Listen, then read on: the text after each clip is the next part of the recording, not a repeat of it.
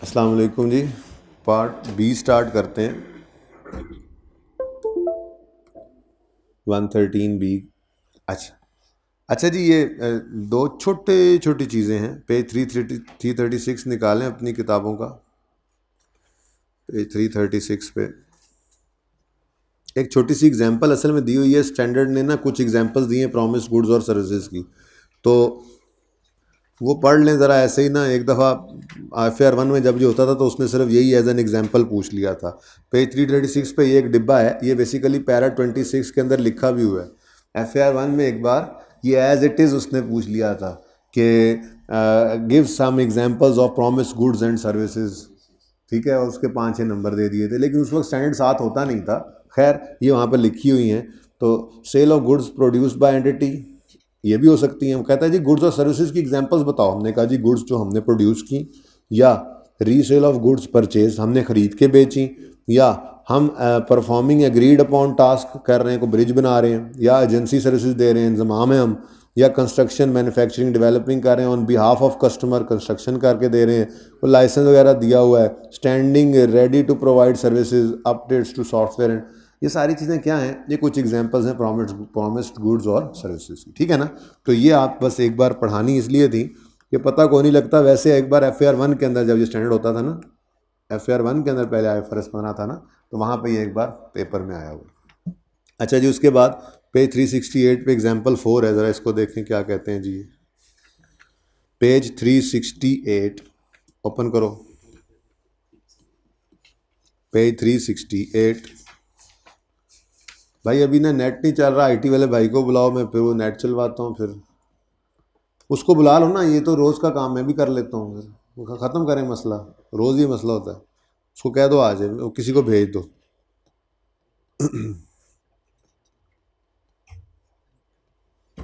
Page 368 इतना दूर हो गया जी।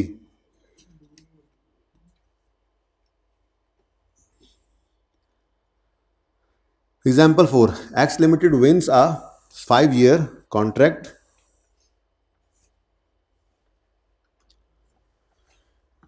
to provide services to customer. The contract contains a single performance obligation satisfied over time. सफाई करता जा रहा है साथ साथ, ठीक है ना, क्लीनिंग सर्विसेज दे रहा है। X limited record revenue on a time basis. अच्छा, cost incurred by the end of year 1 and forecast cost are as follows. Cost to date, future expected cost और टोटल कॉस्ट। अब दिल में तो ये आ रही है कि आप कॉस्ट टू डेट 10 को डिवाइड करें 36 से, 36 है टोटल 28, सॉरी 28 से। जाकल्ला यार इनको भी पिलानी चाहिए ना चाय। तो पियोगे चाय? पर कैफेटेरिया पे कह दो इनके लिए, सबने पीनी है ना तो नहीं करोगे कोई भी। अच्छा जी बच्चों देखो, कॉस्ट डिवाइडेड बाय 28 इंटू 100 कितना आता है? कितना आ गया जी? 36%। लेकिन एक मसला है, वो मसला क्या है? वो कह रहा है जी हम तो इसको टाइम बेसिस पर रिकॉर्ड करते हैं। तो जब वो टाइम बेसिस कह रहा है तो इसका मतलब ये काम चाहे नज़र भी आ रहा है आपको होता हुआ, ठीक है, फिर भी आपने ये करना नहीं। रेवेन्यू दोनों बेसिस, दोनों तरीकों से हो सकता है। वो कह रहा है जी मैं टाइम बेसिस पे रिकॉर्ड करता हूँ, भाई उसकी मर्जी है यार, ठीक है, कोई रीजनेबल बेसिस उसको टाइम लग रहा होगा। आप कॉस्ट वाला का आप, वो कह रहा है जी जितना वक्त गुजर गया, जितना आउटपुट मिल गया, आप कह रहे हो नहीं इनपुट के हिसाब से चलो, भाई वो कह रहा है उसकी मर्जी है, ठीक है। इसका मतलब अगर आप रेवेन्यू रिकॉर्ड वैसे अगर ज़बरदस्ती मैं एंट्रीज करवाऊँ ये वाली करके, तो मैं क्या कहूँगा कि जी मिसाल के तौर पे उसने चीज़ें ख़रीदी हैं, इन्वेंट्री डेबिट कैश क्रेडिट 10 रुपये, ये जी वो पोंछे शोंछे और सामान ले आया, ठीक है। उसके बाद उसने कहा जी कि कॉस्ट ऑफ रेवेन्यू डेबिट करके इन्वेंट्री क्रेडिट करनी। अब हम रुक गए, हमने कहा ज़रा देखें तो कि कितना कॉस्ट ऑफ रेवेन्यू रिकॉर्ड करे। तो अगली आपकी तरफ से आवाज़ आई कि सर जी सिंपल सी बात है, देख लें कितना रेवेन्यू रिकॉर्ड हुआ है। मैं सेल लिख देता हूँ, कितनी सेल, रेवेन्यू लिख लो, कितना रेवेन्यू रिकॉर्ड किया है। तो मैंने कहा यार रेवेन्यू जो है ना इतने इंटू 1/5 करना है। तो आपने कहा जी ठीक है, फिर इसका मतलब आपकी जो ये इन्वेंट्री आज तक कॉस्ट बनी है, ठीक है, इसमें से भी कितना लेकर जाओ, सिर्फ 10 का 1/5 कितना बनता है? कितने साल गुजर गए? नहीं नहीं नहीं नहीं नहीं नहीं, ये तो आज तक की कॉस्ट ना, मैं टोटल कॉस्ट समझ रहा, ये कॉस्ट टू डेट है। 10 तो जो है वो टोटल कॉस्ट हमने इनकर कर ली, ठीक है ना। अब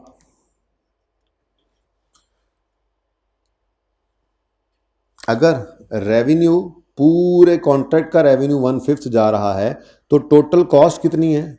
28%, 28 है, 28 का 1/5 कितना बनता है बोलो? 5.6 के हिसाब से आप रेवेन्यू रिकॉर्ड कर लो। यानी ये काम तो हम कर नहीं ना रहे, ठीक है, ये तो 36% के हिसाब से होता तब होता। हम क्या करते, हम कहते जी रेवेन्यू रिकॉर्ड करो, उसके ऊपर बेसिस 36% लगाते हैं, याद है, परसेंटेज कंप्लीशन निकालते थे, फिर उसी बेस पे कॉस्ट ऑफ रेवेन्यू भी करते थे। लेकिन आज ऐसा कुछ नहीं हो रहा। अगर वो करते तो फिर इन्वेंट्री ना बचती, बल्कि आज वो कह रहा है कि मैं तो टाइम बेसिस पे चलता हूँ। तो अगर वो टाइम बेसिस पे चलता है तो वो रेवेन्यू भी रिकॉर्ड करेगा टाइम बेसिस के ऊपर। वो फिगर नहीं गिवन थी इसलिए मैं लिख नहीं सका। और फिर अगर ये रेवेन्यू का टोटल रेवेन्यू का 1/5 लिया है तो यहाँ पे टोटल कॉस्ट का भी 1/5 लेके कॉस्ट ऑफ रेवेन्यू बनाएगा। अब बाकी चीज़ें पड़ी हैं इन्वेंट्री में तो पहले ही आपको बताती है, पड़ी हो सकती है, कोई मसला नहीं है, बेसिस डिफरेंट होने की वजह से ये आ सकता है, ठीक है जी। ओके, तो पढ़ लें, उन्होंने तो एनालिसिस किया हुआ, analysis cost must be recorded in profit and loss on the same basis at that use to record revenue. फिर ये नहीं करना ये कॉस्ट को 36% पे कर दें और रेवेन्यू 1/5, नहीं, ये याद रखने वाली बात है कि रेवेन्यू और रिलेटेड कॉस्ट जो होती है ये हमेशा सेम बेसिस पे जानी चाहिए, ठीक है जी। ओके, तो x limited record revenue on a time basis, therefore 1/5 of total expected cost should be recorded, that is 5600 per annum. ठीक हो गया जी। ओके, चलो ये तो हो गया डन, डन आर डन। कोई और चीज़ अगर मुझे नज़र लेट से आ जाती है तो मैं मज़ीद ब्रेक में देखकर फिर इसको कर लूँगा, ठीक है जी। अच्छा, अब मेरे ख्याल से हमें कंसोलिडेशन की तरफ चल पड़ना चाहिए। मामला तब सही गर्म हो चुके हुए हैं, क्लास के हैं, क्लास रनिंग में आ चुकी हुई है, ठीक है।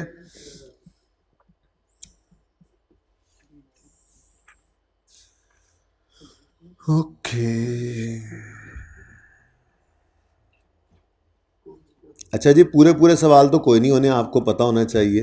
एडजस्टमेंट्स डिस्कस करता जाऊंगा, जितनी को ज़रूरत होगी उतनी को जो है वो हम इंशाल्लाह डिस्कशन भी करते चले जाएंगे। ज़रा पॉज कीजिएगा जी।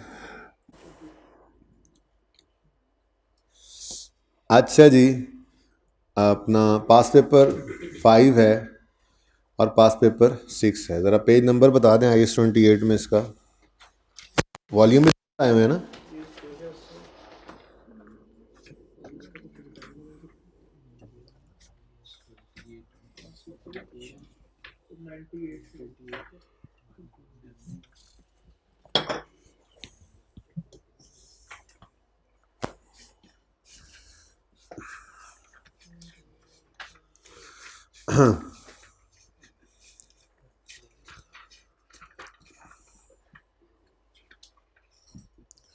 पास पेपर 5 है जी, सफावी एंड खुदरी, खजूरा ने नाम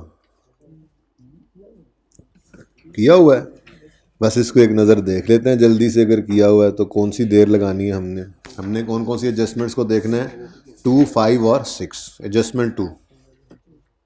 इसके अंदर ना असल में तो आपको सिर्फ इसके बारे में बताना था, इसके बारे में, ये एक नई चीज़ थी जी, मतलब FAR 2 के कॉन्टेक्स्ट में नई चीज़ थी, वरना तो FAR 1 में आपने इसको किया हुआ है गवर्नमेंट ग्रांट्स में, ठीक है।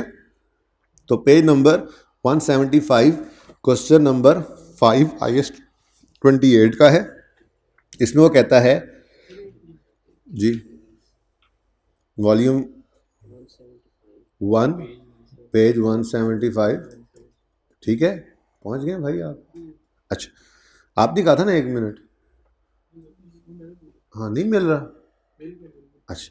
अच्छा जी बच्चों, ये पहली तो देखें, पहली तो वो एडजस्टमेंट है ना कि हम जो कर चुके हैं सब्सिडरी ने वो कर दिया है, तो हम कहेंगे सब्सिडरी को कि आप इसको, तो तकरीबन हर सवाल में एडजस्टमेंट आ रही होती है, ठीक है ना। अच्छा, ये land was carried at nil value, क्यों नील वैल्यू जबकि उसकी फेयर वैल्यू 50 थी। असल में वो कहता है land was allotted unconditionally to KL by government free of cost in 18 minutes, fair value was 40 billion. तो IAS 20 ना ऑप्शन देता था, अगर आपको फिक्स एसेट ही मिल गया है फ्री ऑफ कॉस्ट तो चाहो तो आप उसको नॉमिनल वैल्यू पे रिकॉर्ड करो, चाहो तो आप उसको फेयर वैल्यू पे रिकॉर्ड करो।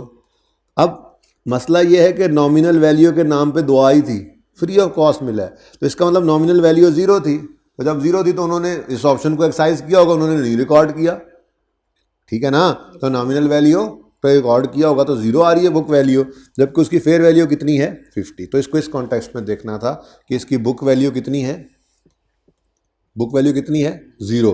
क्यों, ये कोई इंटरनली जनरेटेड ब्रांड है? नहीं, असल में ये लैंड अगर इनका अपना होता तो ये ज़ीरो हो ही नहीं सकता था। हुआ कैसे, गवर्नमेंट ने ये फ्री ऑफ कॉस्ट दिया था, यानी कि फिक्स एसेट ही एज अ ग्रांट दे दिया। तो हमने कहा था दो ऑप्शन होते हैं, नॉमिनल या फेयर वैल्यू, तो नॉमिनल के ऊपर उन्होंने रिकॉर्ड किया होगा, तभी शायद जो है वो ज़ीरो आ रही है बुक वैल्यू, ठीक है ना।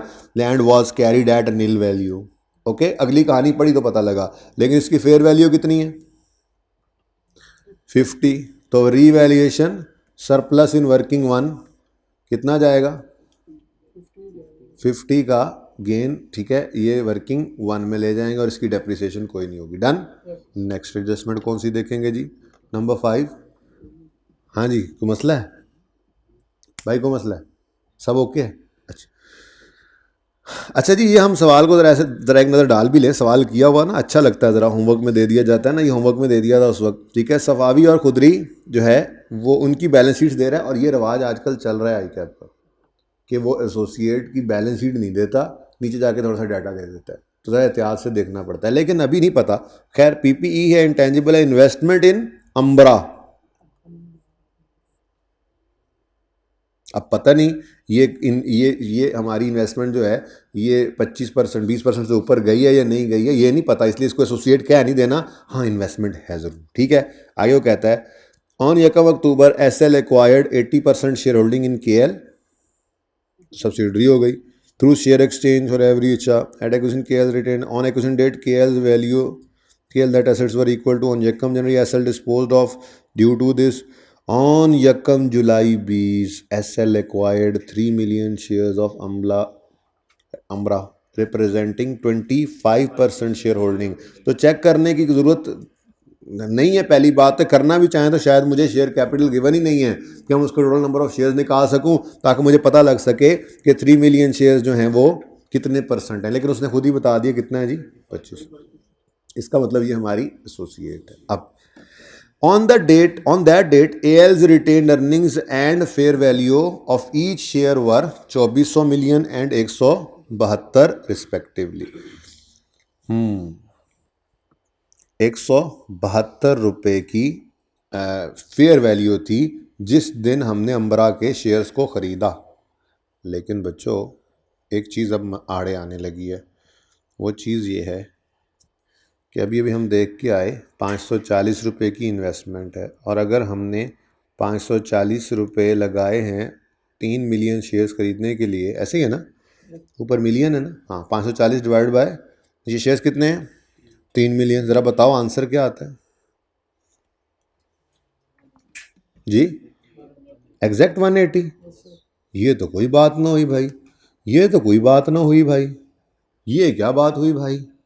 जिस दिन हमने इन्वेस्टमेंट एट कॉस्ट पड़ी है ना, जिस दिन हम इन्वेस्टमेंट करने गए अंबरा में तो उसकी शेयर्स की मार्केट वैल्यू थी 172, तो हमने क्यों 180 दिया भाईजान। 25% शेयर किसी कंपनी के मार्केट में कोई नहीं लेके बैठा होता, खुदा का खौफ करें। आपको अगर मार्केट से मिल भी जाएंगे ना, को 1,00,000 2,00,000 शेयर मिल जाएंगे, 30 लाख शेयर मार्केट में कोई नहीं बैठे होते। ये तो किसी डायरेक्टर को जाके आपने पकड़ा है, उसको पकड़ के जाके कहा है भाई माना कि कंट्रोल तेरे पास नहीं है लेकिन तू डायरेक्टर है, तेरे पास सिग्निफिकेंट इन्फ्लुएंस है, हम ये चाहते हैं, और देख मार्केट के अंदर तेरा शेयर 172 का है, हम तुझे 180 देते हैं। तभी तो वो राजी हुआ था।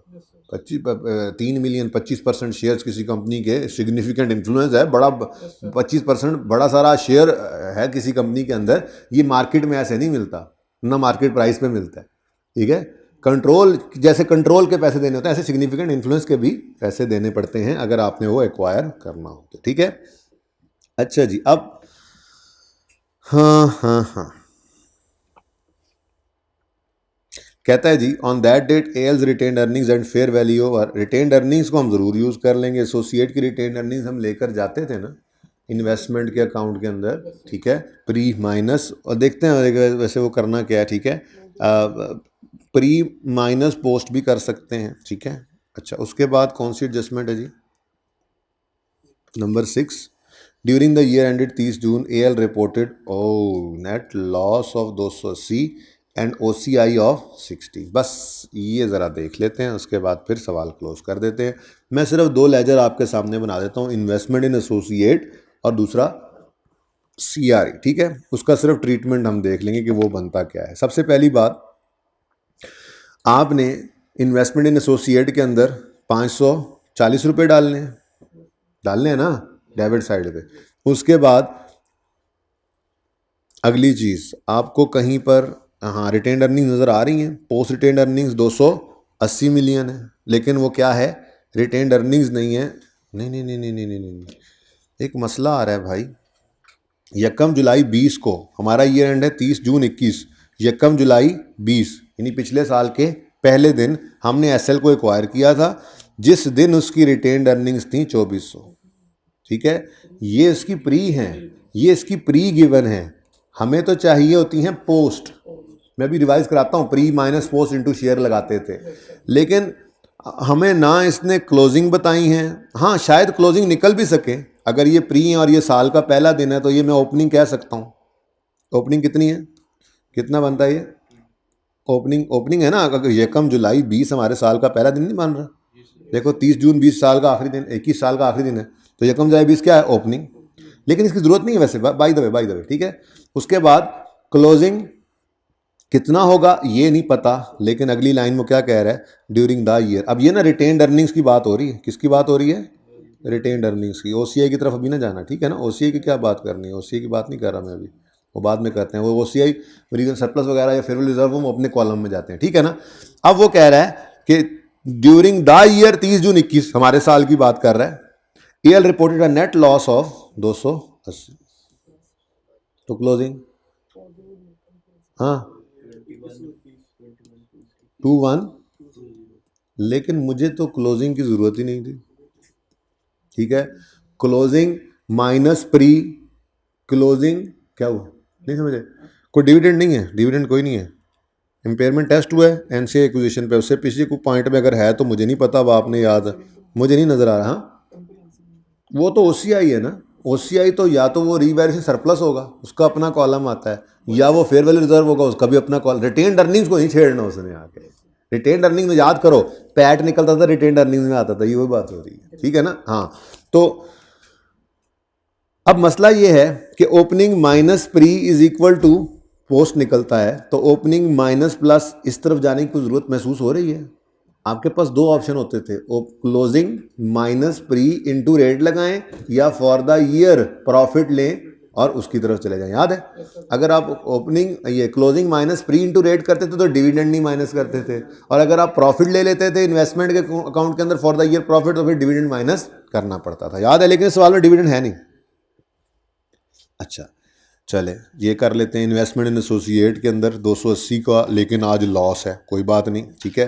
तो ये वर्किंग नंबर अब खैर से कुछ भूल से गए हैं, मुझे ज़रा कंसल्टेशन की आप मुझे बता दीजिएगा। एक CRE होता था,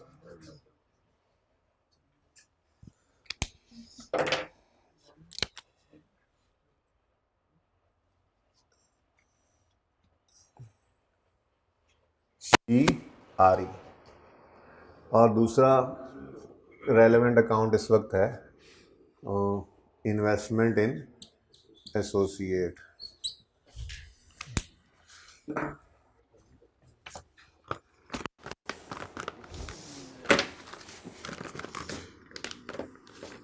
ओके भाई, को मार्कर ही किसी से तब्दील करवा दें,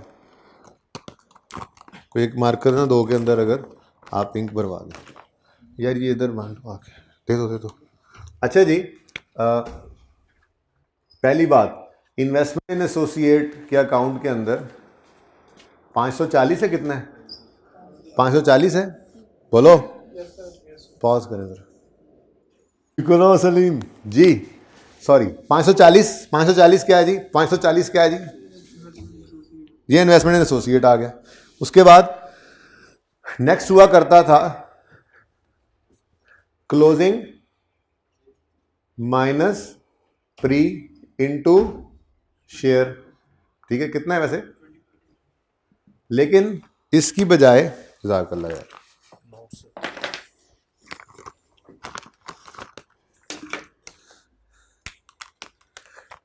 इसकी बजाय दूसरा ऑप्शन क्या होता था, हम क्या कर लें, पोस्ट ये जो फॉर द ईयर प्रॉफिट है वही ले लें, ठीक है, तो प्रॉफिट फॉर द ईयर लेकर फॉर द ईयर, यार कोई मार्कर काम का नहीं, स्याही भरने किसी में, अच्छा प्रॉफिट फॉर द ईयर ले लें और इधर से डिविडेंड माइनस कर दें, याद आ रहा है। लेकिन आज ना प्रॉफिट की बजाय क्या आ रहा है, लॉस, प्रॉफिट की बजाय लॉस है।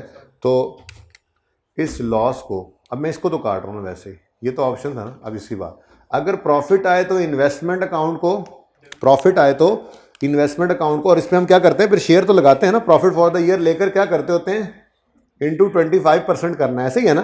तो प्रॉफिट आए तो वो इन्वेस्टमेंट अकाउंट को क्या करता है, डेबिट, और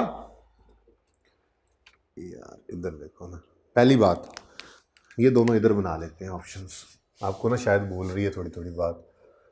इन्वेस्टमेंट इन एसोसिएट, ऑप्शन 1 क्या होता है, यहाँ पे तो इन्वेस्टमेंट आ जाती है। ऑप्शन 1 क्या होता है, आपको चाहिए होता है ना पोस्ट आरी, पोस्ट आरी आप निकालते थे closing minus pre into rate, ठीक है। और दूसरा ऑप्शन हमने देखा था कि अगर इसी साल में ही आपकी इन्वेस्टमेंट हुई है तो आप पोस्ट आरी क्लोजिंग माइनस प्री करने की बजाय प्रॉफिट फॉर द ईयर ले और उस पर रेट लगा दें, ठीक है, बल्कि ये लिखने देना साथ, पोस्ट आरी कैसे निकालते हैं आप, पोस्ट आरी निकालने का दूसरा तरीका क्या है जी, for the year profit, profit for the year into rate, ठीक है। लेकिन इस सूरत के अंदर आपको यहां पर डिविडेंड भी लेना पड़ता था, ठीक है ना। तो ये दो ऑप्शन होते थे, चाहे तो ऐसे निकालें चाहे तो ऐसे, इधर कोई डिविडेंड नहीं आता था, ठीक है ना। ओके, अब हम किस ऑप्शन की तरफ जा रहे हैं, क्योंकि मुझे क्लोजिंग रिटेन्ड अर्निंग्स गिवन नहीं है, साल के पहले दिन एक्विजिशन है, तो मैं पागल थोड़ा ही हूँ कि मैं ये वो पहले वर्किंग 6 करूँ फिर उससे बैलेंस निकालूँ फिर उल्टी सीधी वर्किंग करूँ, बल्कि उसकी बजाय अब देखो यहाँ पे ढेर लग गया है, कोई काम का मार्कर नहीं, नए तो नहीं निकाल के लाए, चलो एक एक एक रेड और एक ब्लू भी भरवा दें इनसे। अच्छा, अब ऑप्शन कौन सा हम सिलेक्ट करने लगे हैं जी, ऑप्शन हम ये वाला सिलेक्ट करने लगे हैं। सवाल में डिविडेंड नहीं है अल्हम्दुलिल्लाह, ठीक है। अच्छा, अब बताओ यहाँ पे जब पोस्ट आर ई निकालने लगते थे और लिया करते थे प्रॉफिट फॉर द ईयर, ठीक है, और उस पर लगाते थे रेट, ठीक है, तो वो यहाँ से यहाँ पे डेबिट करके, यहाँ पे याद हो आपको पी आर ई आता था, एस आर ई आता था और ए आर ई ये इधर जाया करता था, ऐसा ही है ना। लेकिन मसला ये है कि आज प्रॉफिट नहीं, आज क्या है, लॉस है, ठीक है। तो ये इधर डेबिट होने की बजाय क्या हो जाएगा, क्रेडिट हो जाएगा, और फिर इस तरफ क्रेडिट नज़र आने की बजाय डेबिट हो जाएगा, इतना सा फ़र्क है। अब ये छोटी सी बात एक करने वाली थी, इस तरह की छोटी छोटी बातें, आज रिलैक्स रहें, आपको सारा कुछ आता है, मैंने पहले ही बताया आपको, इंशाल्लाह आता होगा, रिवीजन करनी शुरू की हुई होगी, सब कुछ समझ आ रहा है, याद आ रहा है, याद आ रही हैं चीज़ें, की हुई हैं ना, तो फिर परिचय में भी याद आएंगी इंशाल्लाह, परेशान नहीं होना जी। बहरहाल यहाँ मुझे बताओ, post R E retain earning नहीं है, आज क्या है, आज लॉस आ गया, तो कोई मसला नहीं है। लॉस फॉर द ईयर कितना है, लॉस फॉर द ईयर कितना है, 280 मिलियन नेट लॉस आया, ठीक है, तो 280 मिलियन, लेकिन इसके अंदर आपको पता है साथ साथ हम क्या लगाया करते थे, शेयर, तो वो 25% आ गया, ठीक है जी, कितना बना 70 पूरा। यहाँ पे अगर ये क्रेडिट साइड पे है तो यहाँ पे ए आर ई आज इस तरफ, रिटेन अर्निंग्स आज नेगेटिव आ रही, ठीक है, कितना 70, ठीक है, ये बात समझ आ गई। आगे नेक्स्ट,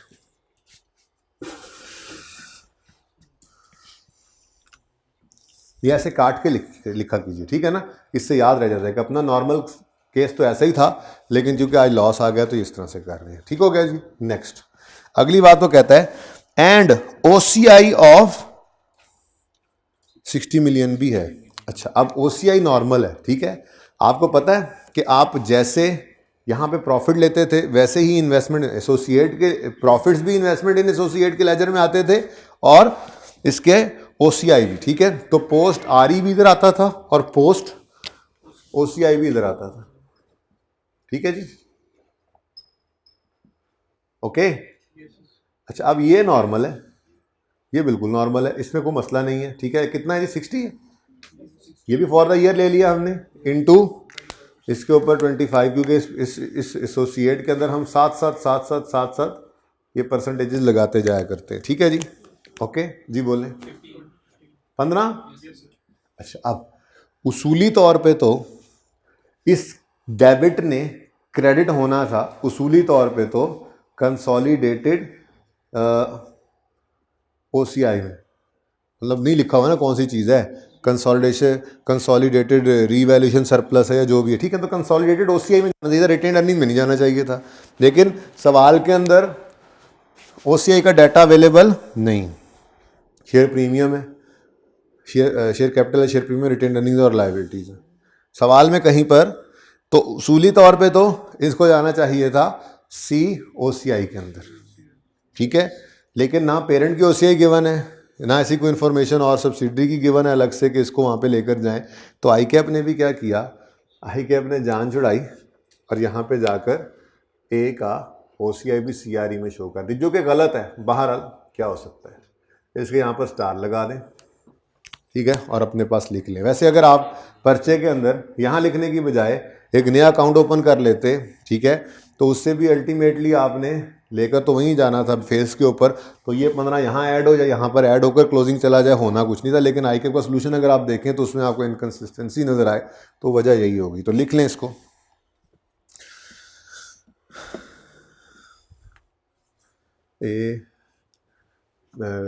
ऐसे ही मैं कह देता हूँ A रीवैल्यूएशन सरप्लस OCI, ठीक है ना।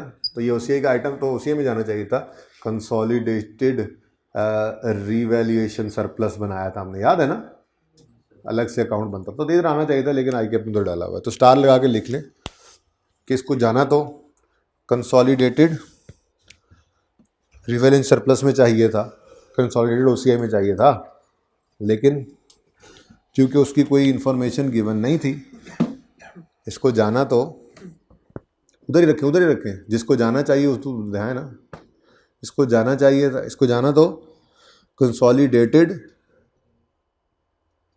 रीवैल्यूएशन सरप्लस में चाहिए था।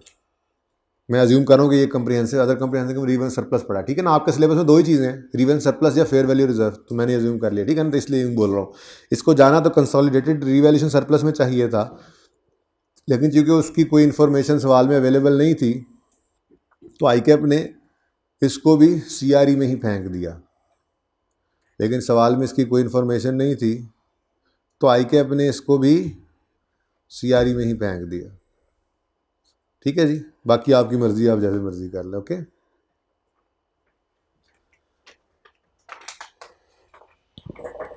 कोई भाई ना एक दो ऐसे जानदार से मार कर ना वो किसी को दे के ना इंक शिंक भर के, बाकी सारे उठा लेने हमने। मैं बिल्कुल बहुत ज़्यादा मोटा मार्कर ना हो बस, लेकिन चला हुआ मार्कर हो और इसके अंदर इंक बेहतरीन हो, अपनी तो ये छोटी सी रिक्वायरमेंट, ठीक है जी। हो गया ये सवाल। तो इस सवाल के अंदर और कोई मसला नहीं है। खुशी लिमिटेड पे आ जाए, लें जी, ये हो गया, इसमें कोई मसला तो नहीं है ना। आप देख लें एक नज़र, एडजस्टमेंट 5 भी करा दी मैंने, एडजस्टमेंट 6 भी हो गई, और हाँ लैंड वाली बात थी थोड़ी सी, वो भी कर ली हमने जी। पास पेपर 6 की पहली 4 एडजस्टमेंट्स को देखते हैं ज़रा जल्दी से। फॉलोइंग बैलेंसेस समझ आ रही है? ऐसे बस हल्का फुल्का काम करना है आज, और क्या, हमने कुछ और क्या करना है। इसमें ना 2-3 नई चीज़ें असल में जो रह गई थी वो थोड़ी सी डिस्कस करने वाली होती हैं, ठीक है, तो वो कर लेते हैं ज़रा सुकून से।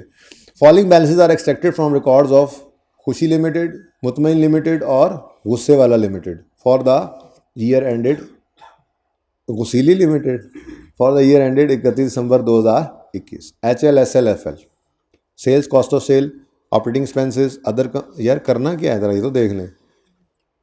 ओ prepare HL consolidated statement of profit और लॉस एंड OCI भी यानी फिर वही मुसीबत, वो एट्रीब्यूशन वगैरह याद है, लेकिन बड़ी प्रैक्टिस की थी हमने उसकी।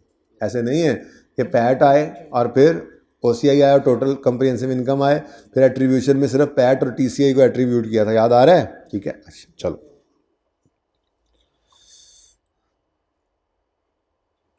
चलें जी। Sales, cost of sale, operating expenses, other income, gain और loss on remeasurement of investment in listed securities. भाई ये क्या होता है? इन्वेस्टमेंट इन शेयर्स होता है ना? और बोलो। हाँ, investment in listed securities shares को कहते हैं, ठीक है ना? तो इन्वेस्टमेंट इन शेयर्स जो है, हमने IFRS 9 पढ़ा है, वो सिर्फ 2 ही ऑप्शंस के तहत अकाउंट फॉर हो सकती है, या FVT PL या FVT OCI। कोई तीसरा ऑप्शन तो नहीं है ना? हाँ, तो इन्वेस्टमेंट इन डिवेंचर्स के अंदर 3 ऑप्शन थे, ठीक है? मोटाइज कॉस्ट भी रख सकते थे, FVT PL, FVT OCI भी था, लेकिन इन्वेस्टमेंट इन शेयर्स में सिर्फ ये 2 ही ऑप्शन थे। ओके, तो अगर इन्वेस्टमेंट इन लिस्टेड सिक्योरिटीज़ की रीमेयरमेंट का गेन लॉस लिखा हुआ है, तो या तो वो FVTPL के तहत होंगे या वो FVT OCI। ये बात करना क्यों ज़रूरी लग रहा है? अगर FVTPL हुए तो नेट प्रॉफिट के ऊपर, और अगर FVT OCI हुए तो नेट प्रॉफिट के बाद OCI में गेन लॉसेज। ठीक है, चलो मैं तो कहता हूँ कि ये साथ ही पढ़ लेते हैं, उसके बाद फिर बाकी काम करते हैं।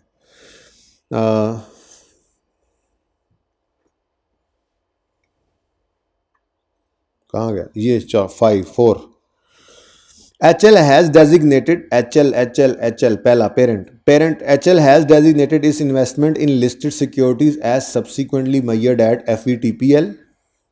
ठीक है, इसके तो FVTPL वाले हैं, जबकि whereas SL and FL irrevocably elected their respective investment at initial recognition as subsequently measured at FVT OCI। जालमो FVT OCI। अच्छा जी, अब आज एक बड़ी अहम बात करने जा रहा हूँ, लेकिन ये बात करने से पहले मैं आपको ये समझा दूँ। Surplus rising on revaluation of PPE for the year, HL का कोई नहीं, SL का कोई नहीं, FL का नज़र आ रहा है, ठीक है? इसका मतलब HL और SL कॉस्ट मॉडल पे हैं, FL सिर्फ जो है वो रीवैल्यूएशन मॉडल पे है। साथ ही देख लें, SL के अंदर होल्डिंग 75% है तो ये सब्सिडरी हुई, और FL के अंदर 30% है तो ये एसोसिएट है। अब आज एक ऐसी बात आपके सामने करने जा रहा हूँ मैं जो शायद पहले नहीं हुई, ठीक है? वो बात ये है कि जो हमारा HL और SL है, HL पेरेंट और SL सब्सिडरी, इसको हम एक ग्रुप कहते होते हैं। असल में लॉ की नज़र में आपकी होली ओन्ड सब्सिडरीज, मतलब होली ना सही, 12 सब्सिडरी जो आपकी हैं, ठीक है, वो आपका ग्रुप कहलाता है, और FL जो है वो आपका सिर्फ रिश्तेदार है, तो वो इस ग्रुप वाले डिब्बे से बाहर ही होता है, ठीक है? इसीलिए तो आप इसको कंसोलिडेट नहीं करते। तो कंसोलिडेशन में कर रहे थे, नहीं, कंसोलिडेशन तो हम ये करते थे, लाइन बाय लाइन चीज़ों को ऐड करते जाते थे, और फिर एसोसिएट के लिए हमने वो एक अकाउंटिंग सीखी थी जिसमें सिर्फ एक लाइन आइटम इनकम स्टेटमेंट में उसको ऐड कर लिया था और एक लाइन आइटम बैलेंस शीट का ऐड कर लिया था उसका अपने अंदर। वो हमने अपना ग्रुप का पार्ट नहीं बनाया था। कंसोलिडेशन तो हमने सब्सिडरी की ही की थी, एसोसिएट की कंसोलिडेशन नहीं हुई थी, लाइन बाय लाइन आइटम्स को हमने ऐड नहीं किया था, याद है ना? ठीक है, अब मेरा सवाल, हमने ये सीखा पिछले दिन जो गुजरे उनके अंदर कि ग्रुप की पॉलिसी एक होनी चाहिए, ठीक है ना? अगर SL यूज़ कर रहा है रीवैल्यूएशन मॉडल और HL यूज़ कर रहा है कॉस्ट मॉडल, तो ग्रुप को कॉस्ट मॉडल यूज़ करना चाहिए। कॉस्ट कॉस्ट कॉस्ट रिवर्सन क्यों? SL में बात सुने, अगर यार वालिद की बात ही मानोगे ना, SL यूज़ कर रहा है रिवैल्यूएशन मॉडल, HL है कॉस्ट पे, तो ग्रुप की क्या होनी चाहिए पॉलिसी? कॉस्ट। तो हम SL को कहेंगे चलो तुम भी कॉस्ट पे आओ। और अगर HL यूज़ कर रहा है रिवैल्यूएशन मॉडल, SL कॉस्ट पे, तो हम क्या कहेंगे? चलो भाई ग्रुप सारे की रिवैल्यूएशन मॉडल होनी चाहिए, ठीक है ना। लेकिन अगर FL रिवैल्यूएशन मॉडल यूज़ कर रहा है तो क्या करें? क्या HL और SL को कहीं चेंज कर लें? हम कहेंगे जी करते तो करते जो बाढ़ में जाओ, हमें तुमसे क्या, हमें तुमसे क्या, रिश्तेदार जो मर्जी करते रहें, ठीक है। घर के अफराद को तो देखो भाई, उनमें मसले मसाइल नहीं होने चाहिए इस तरह के कि किसी का मुंह इधर किसी का मुंह उधर, ठीक है ना। हाँ, बाहर रिश्तेदारों के अंदर तो काम चलता ही है इस तरह का। ये बात समझ आ गई? ये बड़ी अहम बात थी आज से पहले क्लास में। देखो क्लास में कभी आज से पहले ये बात हुई है? इधर भाई कोने में रख दो आके। आज से पहले कभी क्लास में बात हुई है? जो बातें आज हम कर रहे हैं क्लास में आज से पहले कभी हुई हैं? आज क्लास में कोशिश करेंगे कोई ऐसी बात करे ही ना कि जो आज से पहले क्लास में हुई हो, ठीक है ना। ओके, तो ये पता लगा हमें, ये पता लगा हमें, ठीक है। अच्छा, अब अगली बात, ये तो चलो समझ आ गया कि हम इस, वैसे ही आपको पता है हमने अभी थोड़ी देर बाद क्या करना है, ठक ठक ठक ठक के सारे काट के परे फेंक देने हैं, ठीक है। हमें तो चाहिए होता है एसोसिएट का प्रॉफिट, और चलो OCI भी चाहिए होगा, ठीक है। ये बहरहाल बाद में देखते हैं, लेकिन ये समझ आ गई बात कि ये ग्रुप से बाहर है। Okay, next. अब आते हैं सब इससे भी ज़्यादा अहम बात, जो क्लास में भी कभी नहीं हुई थी और आज भी अल्लाह करे समझ आ जाए। है आसान बात, लेकिन बस ज़रा तैयार हो जाओ, मुश्किल बात नहीं है। ये बात समझ आ गई कि ग्रुप की पॉलिसी एक होनी चाहिए, पर associate is not a group, ठीक है। और ग्रुप की पॉलिसी वो जो पेरेंट की पॉलिसी होती है, ग्रुप की पॉलिसी वो जो पेरेंट की पॉलिसी होती है। भाई पॉलिसी होती है ऑप्शन, ऑप्शन जो होता है ना, जब उसको सिलेक्ट करते हैं तो वो अकाउंटिंग पॉलिसी बनती है ना। जैसे FIFO या EFCO, पेरेंट FIFO यूज़ कर रहा है, सब्सिडरी EFCO, तो अब ये ऑप्शन था, दोनों ने सही किया हुआ, सिलेक्ट की हुई है पॉलिसी। लेकिन जब कंसोलिडेशन करने लगेंगे तो हम कहेंगे चलो चलो सब्सिडरी तुम भी FIFO पे, पॉलिसी सेम होनी चाहिए, ठीक है ना। और बात समझ आ रही है? ऐसे ही बिल्कुल ये रिवैल्यूएशन वाला मामला था। अगर पेरेंट रिवैल्यूएशन मॉडल पे है तो सब्सिडरी रिवैल्यूएशन पे कुछ ना करो, सब्सिडरी कॉस्ट मॉडल पे रिवैल्यूएशन पे ले आओ। ग्रुप की एक पॉलिसी होनी चाहिए। पेरेंट कॉस्ट मॉडल पे, सब्सिडरी भी कॉस्ट पे, कुछ ना करो। पेरेंट कॉस्ट पे, सब्सिडरी रिवैल्यूएशन पे, तो उसे कहो चल भाई तू भी कॉस्ट पे चल, क्योंकि जो पेरेंट की पॉलिसी वही पूरे ग्रुप की अकाउंटिंग पॉलिसी होती है, ठीक है। और सही है? अच्छा, यही बात लेकर अब हम आगे चलते हैं। HL का मॉडल कौन सा है शेयर्स के लिए? SLFL का, FET OCI और FET OCI। पहले तो मुझे ये बताओ, इस FET OCI का हम क्या करें? हमारी बला से जहां मर्जी जाए, हमें इससे कुछ लेना देना नहीं है। मसला हमें किससे होने लग गया?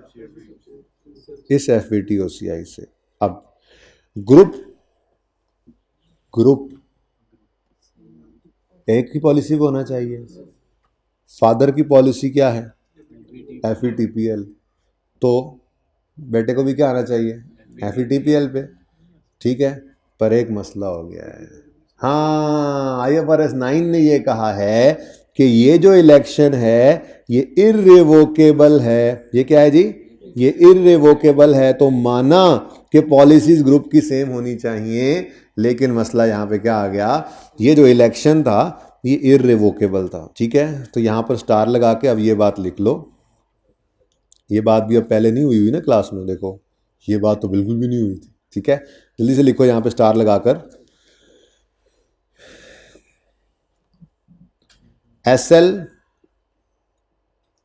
एसएल को भी FETPL पे ले जाना चाहिए था ग्रुप पॉलिसी फॉलो करने के लिए। एसएल को भी FETPL पे लेके जाना चाहिए था ग्रुप पॉलिसी सेम करने के लिए। एसएल को भी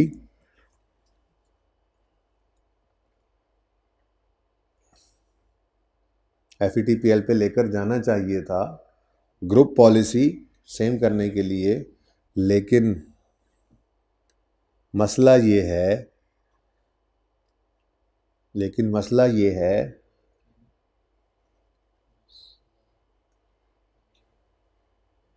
कि एफईटी ओसीआई पर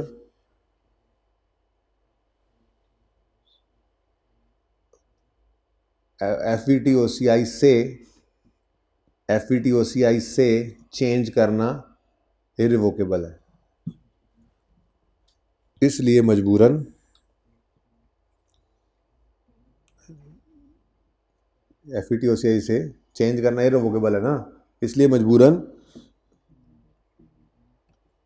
मजबूरन इनको ऐसे ही रहने देंगे, ठीक है, ओके, इसलिए मजबूरन इनको ऐसे ही रहने देंगे।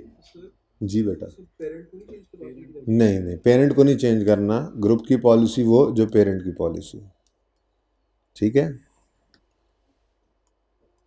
अगर बच्चे ने अपना कोई ज़ाती फैसला ऐसा ले लिया जिससे वो पीछे नहीं हट सकता तो ठीक है, बी विद इट, लेकिन वाले साहब तो नहीं अपनी पॉलिसी बदल देंगे ना, ठीक है, उसकी मजबूरी है, अब उसने कहीं ज़बान दे दी है, वो रुके उस पर, वाले साहब की कोई मजबूरी नहीं है, वो अपनी पॉलिसी पे आज भी कायम है, ठीक है, ओके। चलें जी, अब मुझे ना आपने फिर प्रॉफिट आफ्टर टैक्स निकाल के देना है। पैट हम यहाँ पे निकाल लेते हैं, पैट, वैसे ये मसला तो नहीं होगा, पैट नीचे आ रहा हो ओसीआई, चलो यहाँ पर लिखते हैं, कोशिश तो करते हैं ना, पैट जी, पैट निकालो भाई, पैट वाले सेल लेस -2880 -800 +414 एफईटीपीएल है ना इसका, +195, बताओ जी 10, तो पैट कितना आ गया जी 1029, नज़र आ रहा है भाई, ये कैसे आया, समझ आ रहा है, ये sale less cost of sale less operating plus income plus 195 again, क्योंकि ये एफईटीपीएल है, डन।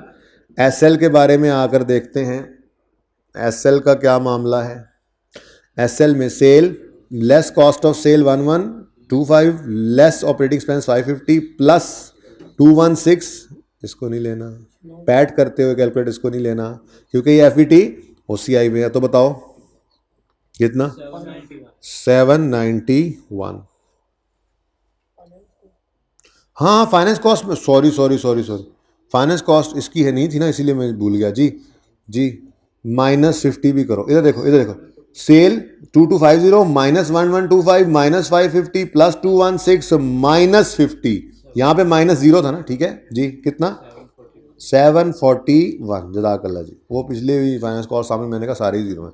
चलें जी, आगे चलें, एफएल प्रॉफिट तो निकाल दो, माना कि सब कुछ कटकटैया हो जाएगा, लेकिन प्रॉफिट ही तो छोड़ते थे जिसको लेके जाते थे वर्किंग 5 और 5.1 में जी, 2100 -1365 -302 +95, अगले को मत लेना वाइल कैलकुलेटिंग प्रॉफिट, ठीक है, -35 492, ठीक हो गया जी, ये तो हो गया पैट। अब बोलो समझ आती है। अब ओसीआई के अंदर एचएल का क्या जा रहा है, कुछ नहीं, एसएल के पास क्या है 80 का लॉस, कुछ नहीं, क्यों भाई 80 का लॉस, और एफएल के पास तो भाई 20 का गेन है और 100 का गेन है, यानी इसका 120 है ओसीआई पॉजिटिव, ठीक हो गया जी। तो ये येलो कलर इसके लिए अब यूज़ करते हैं, ये मेरे मतलब का जो डाटा है ना, अब सवाल में जो अब मैंने यूज़ करना है आगे वो ये है, ठीक है जी, ओके। ये प्रॉफिट वगैरह कैसे निकला, ओसीआई कैसे निकला, समझ आ रही है। ओसीआई असल में मैंने कहा ज़रा नीचे ये सीधे आ जाए, बाद में ना मिलता कुछ नहीं है, तो यहाँ तक की कहानी में किसी जगह भी प्रॉफिट लिया, ये ओसीआई लिया किसी जगह भी, पता लग रहा है ना, ठीक है। HL sale less cost of sale less operating plus income plus fair value gain, ये आ गया 1029, इसका कोई ओसीआई का आइटम था ही नहीं। इधर आए एसएल पे आए तो एसएल का sale less cost of sale less operating expense plus other income, लेकिन ये एफईटी ओसीआई वाला था तो इसकी ओसीआई में ऐसे ही चला गया। हाँ, इसकी फाइनेंस कॉस्ट थी वो माइनस कर ली हमने, इसका प्रॉफिट आ गया 741 और ये 80 चला गया ओसीआई में, ठीक है। इसी तरह से यहाँ पर ये OCI में चला गया, बाकी प्रॉफिट आ गया OCI में, एक ये 20 का गेन और एक ये 100 का गेन है, हैं तो अलग अलग लेकिन OCI के आइटम से मैंने ऐड करके लिख लिया। ठीक हो गया जी? यहाँ तक कोई मसला है तो बताएं, अब फिर आगे बढ़ें। ओके, पॉइंट नंबर 1 में कहता है डिटेल्स ऑफ HL's इन्वेस्टमेंट। मैं ना यहाँ पर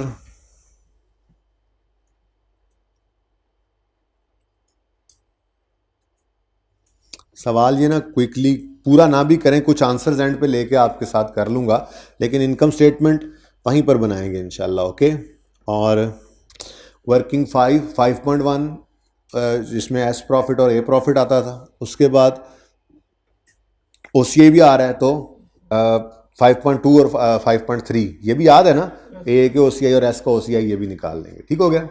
डन जी? ओके, अच्छा, जज़ाकल्लाह भाई, अभी तो मैंने नियत ही की है वैसे।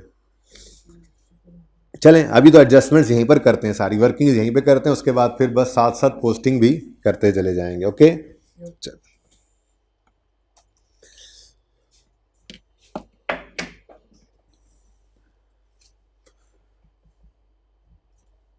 Detail of HL's investments, date of investment जेन में रखनी है बस सब। होल्डिंग परसेंटेज पहले देख लिया। Share capital ₹10 each of investee, 1500 रुपये, 1500 रुपये का शेयर कैपिटल हमने किसका लिया जी? यानी कि ये SL के शेयर्स खरीदे हैं 75% जिनकी अमाउंट ये आ रही है। ठीक है ना? अच्छा, ₹10 ईच, जाहिर सी बात है शेयर कैपिटल फेस वैल्यू के हिसाब से ही आया करता है, ये सामने आपको उन्होंने वही रखा हुआ है। ठीक है, डिटेल ऑफ इन्वेस्टमेंट है, SL का शेयर कैपिटल ₹10 ईच है, SL का शेयर कैपिटल ₹10 ईच है, ये टोटल शेयर कैपिटल है, इसमें से पता नहीं हमने कितना लिया हुआ है। ठीक है, वो बात की बात है। रिटेन्ड अर्निंग्स हमें बता दी गई हैं, जिस दिन एक्विजिशन हो रही है, इन्वेस्टमेंट हो रही है, डेट ऑफ एक्विजिशन की रिटेन्ड अर्निंग्स भी गिवन है। ओके, अच्छा, कहानी यहाँ से शुरू होती है। अब following was the consideration for acquisition of SL's shares. ये इन्वेस्टमेंट इन सब्सिडरी की फिगर निकलनी है, वर्किंग 1 में निकलती है, वर्किंग 1.1 में। वो वर्किंग 1 की तो हमें ज़रूरत ही नहीं है, इनकम स्टेटमेंट के सवाल में कहाँ ज़रूरत है। कुछ शर्म करो, यस सर करते हुए तुम क्यों नहीं नीचे गिर पड़े इस सीट से? भाई साहब, वर्किंग 1 ज़रूरी है, वर्किंग 1 ज़रूरी है। शोर मचाना पड़ेगा, फिर जैसे कंसल्टेशन पढ़ा रहे थे उस तरह से मचाना पड़ेगा शोर, ना करो यार। वर्किंग 1 ज़रूरी है। नेगेटिव गुडविल निकले तो प्रॉफिट एंड लॉस में आ जानी है, पॉजिटिव गुडविल निकले उसकी इंपेयरमेंट हो तो वही प्रॉफिट एंड लॉस में जाना है। Working 1 is a must. याद करें, इनकम स्टेटमेंट के सवालों में मैंने कहा था वर्किंग 1 तो लाजमी बनेगी, उसके बाद 2 मत बनाना, 3 बेशक मत बनाना, जरूरत पड़ने पर बना लो। वैसे 2 और 3 नहीं बनेगी, 4 भी नहीं बनेगी, फिर 5 से ऑनवर्ड शुरू होती हैं। 5 है, 5.1 है, और अगर OCI आ जाए तो 5.2, 5.3 भी है। ऐसे कैसे कह लिया तुमने यार? ये मतलब कैसे यार? जहन उधर उधर किधर तुम्हारा जहन चला गया? तो चलें जी, कुर्सी लेने वाले भाई, इसीलिए मैं कहता हूं जहां पे आपकी आंखें आप जो होती हैं ना, वहीं पे आपका दिल भी होता है अक्सर।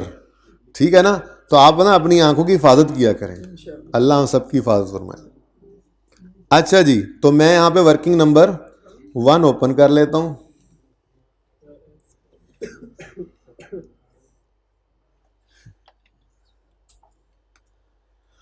ओके,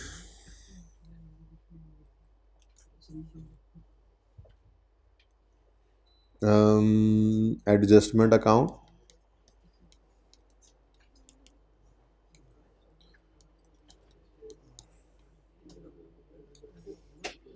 प्यारे बच्चों एडजस्टमेंट तो निकल आई है ना यहाँ पे? सिंपल नहीं निकली हुई? अच्छा, अभी निकालनी है। इन्वेस्टमेंट इन एस निकालने के लिए फिर हम वर्किंग 1.1 कर लेते हैं आज। तैयार हैं जी? ओके, वर्किंग नंबर यहाँ करते हैं, आगे खुली डुली आगे एंट्रीज करते चले जाएंगे। ठीक है, तो वर्किंग 1.1 इन्वेस्टमेंट इन सब्सिडरी, तो इन्वेस्टमेंट की फिगर निकालने लगे हैं जी हम। ठीक है, अब पढ़ना शुरू करते हैं 1 by 1। Following was the consideration for acquisition of SL shares. Immediate payment of 1700 million, immediate payment of 1700 million, तो ये क्या है? सिंपल कैश, कितना जी? 1700। इस 1700 की एंट्री क्या बनेगी? Cash debit. हाँ, बहुत अच्छी बात, बहुत ज़बरदस्त एंट्री करवाई है आपने। कैश डेबिट,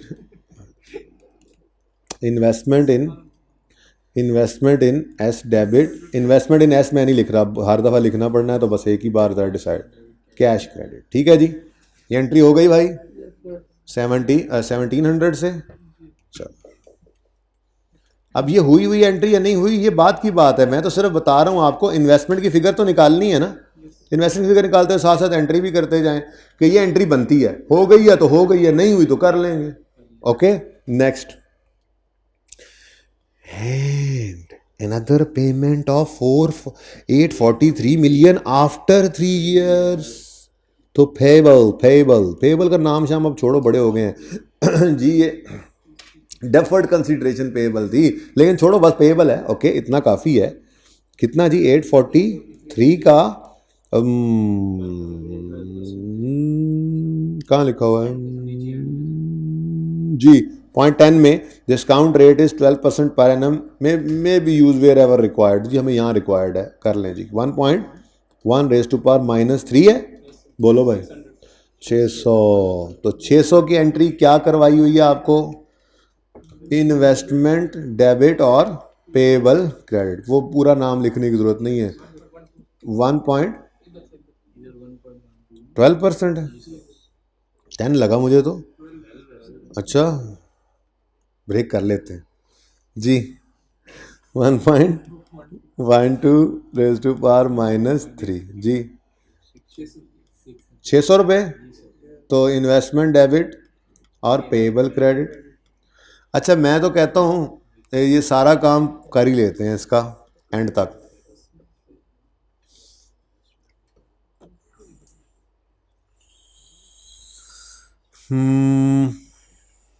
ये तस्वीर खिंचवाना चाह रहा हूँ ना इन वर्किंग्स की, असल में मैं चले इसको ना यहाँ पे कर लें। मैं यहाँ पे एक अलग से वर्किंग कर रहा हूँ, अब 1.2 कह रहा हूँ इसको, ठीक है। इसमें ना अब इस 600 को मैं अनवाइंड कर लेता हूँ। तो डेट, डिस्क्रिप्शन और आपका पेएबल। अब तो इसकी बहुत प्रैक्टिस हो गई है ना, ये काम इसलिए कर लेते हैं क्विकली, ठीक है ना। इसी तरह चीज़ें भी इजीली समझ आ जाती हैं। ओके, टाइम नहीं ज़ाया होता क्योंकि बार बार एक काम किया होता है। तो यकम date of investment, date of यकम जुलाई 20, ये सबसे बड़ी मुसीबत ही यही है। यकम जुलाई 20 से 30 जून 21 और फिर 31 दिसंबर 21। वो सवाल बदल गया है, वो पिछला सवाल था यकम जुलाई 20 से 30 जून 21 वाला, ये 31 दिसंबर उससे अगली अटैम्प्ट का सवाल है ना, ठीक है। तो भाई यकम जुलाई 20 को इन्वेस्टमेंट की तो पहला ईयर एंड आया ना 31 दिसंबर 20, फिर अगला ईयर एंड 31 दिसंबर 21, तो 1.5 साल पहले की इन्वेस्टमेंट है। हाँ, वो शुक्र करो कि ये हमारे साल की ही है। चलो ये तो बाद में देखेंगे। तो इसका मतलब यकम जुलाई 2020 को आपने ये इन्वेस्टमेंट की, जिसकी अमाउंट अभी अभी आपने निकाली कितनी? 600। अब जब ये 31 दिसंबर, छोड़ो 31 दिसंबर फिलहाल छोड़ो, याद है ना, 30 जून 21 पे जाओगे और इंटरेस्ट पेएबल को ग्रो करना है तो इंटरेस्ट एक्सपेंस रिकॉर्ड होगा, ऐसे ही है। अब इंटरेस्ट एक्सपेंस रिकॉर्ड करना है तो ये वही वाला काम किया यार आपने, 800 इंटू 1.12 रेज टू पावर -3। तो मैं यहाँ पर क्यों करूँ ये काम, तो उधर कर ही रहा हूँ। याद आया? जरा एक जैसा कर लेना काम बंदा, ठीक है। अच्छा,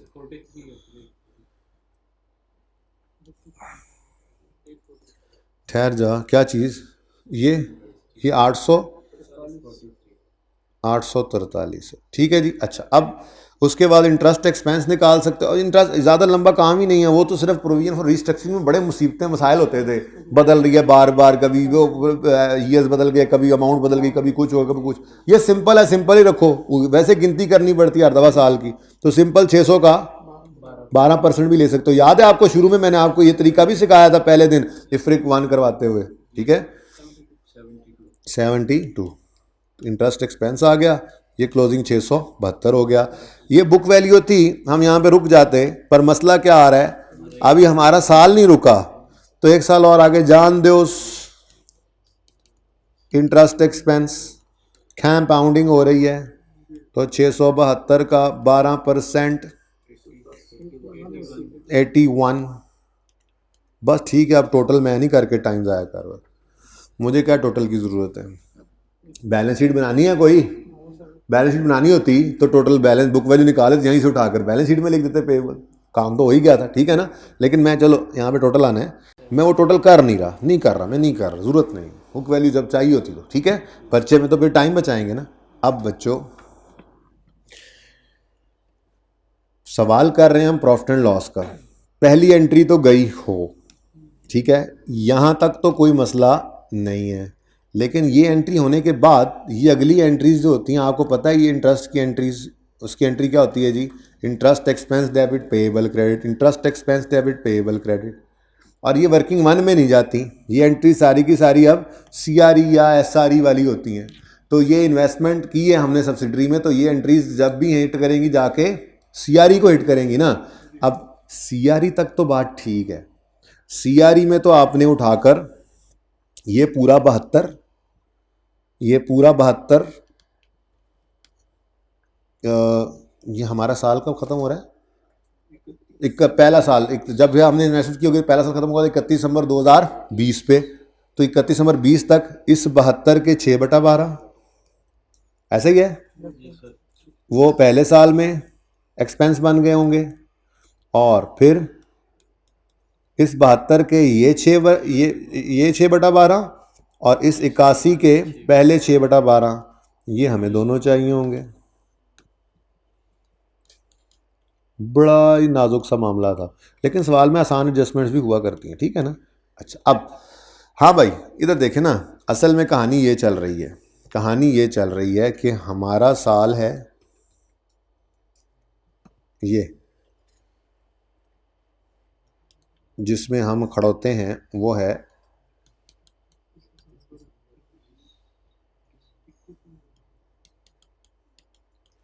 31 दिसंबर 21 में, ठीक है। और हमने ये जो इन्वेस्टमेंट की थी ये इधर 1 जुलाई 20 में की थी। अब 1 जुलाई 20 से पूरे 12 महीने का इंटरेस्ट तो यहाँ तक का बन रहा है जो कि 72 रुपये है, लेकिन बीच में ईयर एंड पड़ा, इसका मतलब 6 महीने का इंटरेस्ट इस 72 में से पिछले साल का था, 6 महीने हमारे साल का। अगर तो मैं बैलेंस शीट बना रहा होता तो भाई सारे का सारा इंटरेस्ट, चाहे वो ये 6 महीने का था, चाहे वो इससे अगले 12 महीने में से 6 महीने का था, वो सारे का सारा ही आ जाना था, क्योंकि ये 6/12 रेड मैंने किया हुआ है, ऐसे ही है ना, और ये 6/12 ये हमारे साल में बनता था, प्रॉफिट एंड लॉस के अंदर जाना होता है जो, ठीक है। और पिछले वाला भी चूंकि रिटेन्ड अर्निंग्स ले रहे होते हम, तो वो भी आ जाना था। पर मसला क्या था, बैलेंस शीट का सवाल नहीं है, ये सवाल हो रहा है इनकम स्टेटमेंट का, ठीक है। तो ये 72 पहली रेड लाइन का इंटरेस्ट बनता है 1 जुलाई 20 से 30 जून 21 तक, ये 30 जून 21 यहाँ बनेगा ना, यहाँ, ठीक है। और फिर 1 जुलाई 21 से 30 जून 22 तक फिर ये बनता है 81 रुपये। अब हम कर रहे हैं प्रॉफिट एंड लॉस अकाउंट का सवाल, हम कर रहे हैं प्रॉफिट एंड लॉस अकाउंट का सवाल। तो प्रॉफिट एंड लॉस अकाउंट का सवाल करते हुए क्या वो हो गया घंटा, oh no, profit and loss account का सवाल करते हुए हमने 72 का 6/12 और फिर 81 का 6/12 लेना होगा। तो मैं यहाँ पर ये वर्किंग तो ऐसे ही की मैंने, ये तो आपको समझाने के लिए की, यहीं पर ही हमें कर लेना चाहिए था जहाँ वर्किंग हुई है ना। छोटी सी वर्किंग यहाँ पे हम कर लें, छोटी सी वर्किंग यहाँ पे करें आप। इस वर्किंग के साथ मैं अपना फिगर निकालता हूँ जी। मुझे क्या चाहिए जी, interest expense for the year 31 December 2021। इसके लिए मैंने कहा जी 72 का 6/12 कर लो, प्लस 81 का भी 6/12 कर लो, आंसर इज 76.5। तो इससे अपना काम चल जाना है प्रॉफिट एंड लॉस का सवाल करते हुए, इससे ज़्यादा मुझे कुछ नहीं चाहिए, ठीक है। ये कहाँ जाएगा, ये 756 पूरी वर्किंग से जो मुझे मिला। देखो पहली चीज़ है 600 का रिकॉर्ड होना, उसकी entry investment debit payable credit, income statement से इसका कोई लेना देना नहीं है। हाँ, वर्किंग वन की फिगर के अंदर ये 600 डेबिट होना था, वो मैंने कर दिया। उसके बाद जो एंड पे ईयर एंड की एंट्री होती थी वो 76.5 से होनी है, ना 72 से ना 81 से। और ये 76.5 कहाँ जाएगा, ये डेबिट करेंगे हम, debited to finance cost, debited to finance cost. और प्लस क्या ये सब्सिडरी से रिलेटेड कोई खर्चा है? सीआरई को जाता था ना बैलेंस शीट बनते हुए भाई। ये मैंने आपको कहा था कि इस डेट पे खड़े होकर जो भी सऊदी किंग के साथ हमारा मामला है उसमें एस का कोई हिस्सा नहीं है, ठीक है ना। तो इसका मतलब अगली चीज भी आपको याद रखनी चाहिए, डू नॉट हिट वर्किंग 5। ये होगी जनाब हमारी एडजस्टमेंट मुकम्मल, ठीक है। तो मेरे ख्याल से तो हमें थोड़ा सा फॉर्मेट बना ही लेना चाहिए। क्या कुछ आना है जी, sale less cost of sale, उसके बाद जीपी आना है, ऑपरेटिंग एक्सपेंसेस आने हैं, फिर अदर इनकम आनी है, फिर फाइनेंस कॉस्ट है। तो ये मार्कर नए आए हैं जी। पास पेपर बताओ जल्दी से, पेज नंबर 170। अच्छा, तो सेल्स नाम क्या है इसका, CL HL ग्रुप है, HL ग्रुप। ईयर एंड हमारा है 31 दिसंबर 21। पूरा लिखना है आपने पर्चे के अंदर, ठीक है प्लीज। 31 दिसंबर 21 जी। Sales less cost of sales, ये मैं पूरा सवाल नहीं करवाऊंगा, मैं वो प्रॉफिट आपसे आंसर से दिखवा लूंगा एंड पे। सिर्फ जो एडजस्टमेंट कर रहे हैं ना, वो जिस लाइन आइटम को हिट करनी है ना, वो यहाँ पर लिखने के लिए काबिल हो जाए हम, ठीक है। वो फिगर्स 1 बाय 1 नहीं उठाएंगे, वो भी कटवा देता हूँ, जो फिगर उठानी है वो आप घर पे उठा लेंगे, नो इशू। ग्रॉस प्रॉफिट, फिर ऑपरेटिंग एक्सपेंसेस लेस करोगे आप, ऑपरेटिंग एक्सपेंसेस, और ऐड करोगे आप अदर इनकम लेस, इकट्ठे ही कर लेते, चलो लेस करो, add less add, finance cost. मैं कैसी इनकम से एक्सपेंस अलग अलग कर लो, मसला क्या है, आपने तरतीब नहीं छोड़ी। अच्छा, उसके बाद पीबीटी आता है ना, उससे पहले एक लाइन आपको याद है आपने छोड़नी होती है, अब शेयर ऑफ प्रॉफिट फ्रॉम, चलो लिख ही लेते हैं अभी, शेयर ऑफ प्रॉफिट फ्रॉम ए। इसके लिए वर्किंग 5.1 किया करते थे, याद है। चलो, उसके बाद टैक्स तो कोई नहीं है, बोलो, तो यही पीबीटी होगा, यही पैड हो जाएगा। उसके बाद क्या आया करता था जी, अदर कंप्रीहेंसिव इनकम, याद है। अदर कंप्रीहेंसिव इनकम के अंदर इधर एक तो हिस्सा पी और एस तो पूरे आ ही जाते थे, बाकी हाँ शेयर ऑफ ओसीआई फ्रॉम ए भी आता था, ऐसा ही है, शेयर ऑफ OCI फ्रॉम ए। इसके लिए वर्किंग 5 तो 2 किसके लिए करते थे, अच्छा सब्सिडरी की OCI भी तो थी ना सर, होती थी, अच्छा ठीक है, चले याद यानी याद है आप, ये 3 कर लूँ फिर मैं, अच्छा जी भाई को याद है ना, इसलिए वही कर लेते हैं। इसके बाद फिर आपको अगली बात पता है जी, इसके बाद आ जाया करती थी टोटल कंप्रीहेंसिव इनकम, ठीक है। तो एक हम पैट एट्रीब्यूटेबल जो निकलता था, पैट जो निकलता था उसको एट्रीब्यूट करते थे, ठीक है, टू पेरेंट और सब्सिडरी, और दूसरा फिर TCI को करते थे, OCI को नहीं करते थे, ठीक है ना जी। तो इंशाल्लाह एट्रीब्यूशन भी कर लेंगे, नो इशू, उसके लिए जगह काफ़ी है, ठीक है। ये मैंने सिर्फ फिलहाल इसलिए रखा है, उसके बाद अभी जब एट्रीब्यूशन की बारी आएगी तब जाके मैं वर्किंग 5 ओपन करूंगा, 5.1 ओपन करूंगा, 5.2 ओपन करूंगा, 5.3, उससे पहले कोई ज़रूरत नहीं है। हाँ शायद 5.1 और 5.3 की ज़रूरत है शेयर निकालने के लिए, तो वो निकाल लेंगे, कोई मसला नहीं, ज़रूरत पड़ेगी तो। वैसे मैं ओपन कर देता हूँ आपको वर्किंग 5, क्योंकि मैं वर्किंग 1 उधर ले गया हूँ इसीलिए, ठीक है ना, यहाँ पर एट्रीब्यूशन करनी थी। वर्किंग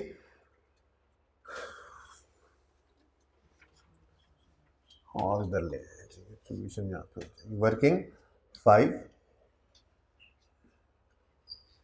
और वर्किंग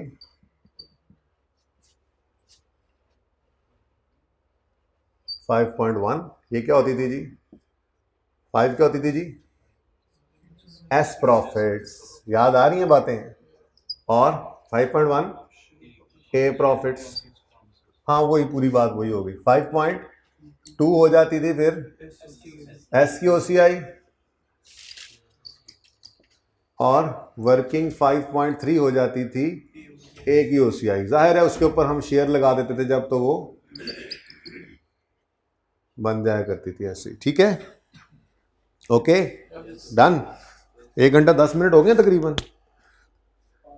5 मिनट है अभी, कोई नहीं, 20 मिनट की गुंजाइश है अभी में। 1 घंटा 30 मिनट तक लेके जा सकते हैं हम कोई भी एक पार्ट। सवाल पूरा हो जाएगा जरा एक गो के अंदर, ठीक है। अच्छा अब असल में मैं आपको सिर्फ इसलिए इधर लाया था कि ये देखो भाई, मैंने क्या कहा 76.5। देखो बैलेंस शीट के पॉइंट ऑफ व्यू से देखना है आपने, तो बैलेंस शीट के पॉइंट ऑफ व्यू से तो आपको शायद 72 पूरा लेना पड़ेगा, लेकिन ये बिल्कुल जरूरत नहीं है, ठीक है। वैसे उसकी एंट्री बनेगी सीआरई डेबिट और पेएबल क्रेडिट, ठीक है ना जी। और सीआरई को जो डेबिट करना है आपने 72 पूरा और 81 का 6/12 कितना बनता है वैसे, कर लो ना 100, ठीक है जी। अब बैलेंस शीट का सवाल अगर हम कर रहे होते हैं ना, बैलेंस शीट का सवाल, तो बैलेंस शीट के सवाल के अंदर आपने सीआरई को डेबिट करना था 12.5 से और पेएबल क्रेडिट कर देना था, दोनों बैलेंस शीट में जाते हैं ना, ठीक है। लेकिन ये करने के बाद जब इकट्ठा सवाल कर रहे होते थे हम कहते थे जी जरा बैलेंस शीट का सवाल हो जाए पूरा, ये कर लेते थे। उसके बाद जब इनकम स्टेटमेंट में जाते थे तो फिर क्या करते थे, फॉर द ईयर और सिंगल इंपैक्ट, याद है। तो डबल एंट्री अगर किसी ने करनी है बैलेंस शीट के लिए तो वो ये बनती है for statement of financial position, लेकिन वो तो सवाल हम कर ही नहीं रहे। अगर कर रहे होते तो उसके अंदर ये एंट्री हो जाती। और इसके अंदर क्या है, पूरे 1.5 साल का इंटरेस्ट, ये इंटरेस्ट एक्सपेंस है, ये क्या है इंटरेस्ट एक्सपेंस, लेकिन कितने अरसे का है 1.5 ईयर्स का। बैलेंस शीट में आपको पता है एज ऑन फिगर्स आया करती थी, याद है, ओके। तो ये तो हो गया जी, बैलेंस शीट बन गई, लेकिन मैं बैलेंस शीट बना नहीं रहा। फिर आते थे हम इनकम स्टेटमेंट की तरफ, तो हम कहते थे जी सिंगल इंपैक्ट उठाओ, और वो क्या होता था एक्सपेंस। अब देखो यहां पे बड़ी टेक्निकल सी बात थी, वो यही थी कि बैलेंस शीट में तो यकम जुलाई 20 से 31 दिसंबर 21 तक के 1.5 साल का इंटरेस्ट आना है। ये देख लो ये वही है, यकम जुलाई 20 से 31 दिसंबर 21 कह रहे हैं ना, तो 30 जून 21 तक का पूरा 72 आ गया, और इसमें से ये 6 महीने आ गए, तो ये 1.5 साल एज ऑन 1.5 साल बैलेंस शीट में जाना था। लेकिन इनकम स्टेटमेंट के अंदर तो ये पिछला साल था, तो फॉर द ईयर बनती है। इसका मतलब 72 के ये वाले 6 महीने और 81 के ये वाले 6 महीने, यानी 76.5 का इंटरेस्ट एक्सपेंस जाना है प्रॉफिट एंड लॉस अकाउंट में, जिसको हमने डबल एंट्री से अब नहीं देखना। हम इसका क्या किया करते थे जी, याद करो, हम सिंपली कहते थे जी जाकर फाइनेंस कॉस्ट को क्या कर दो,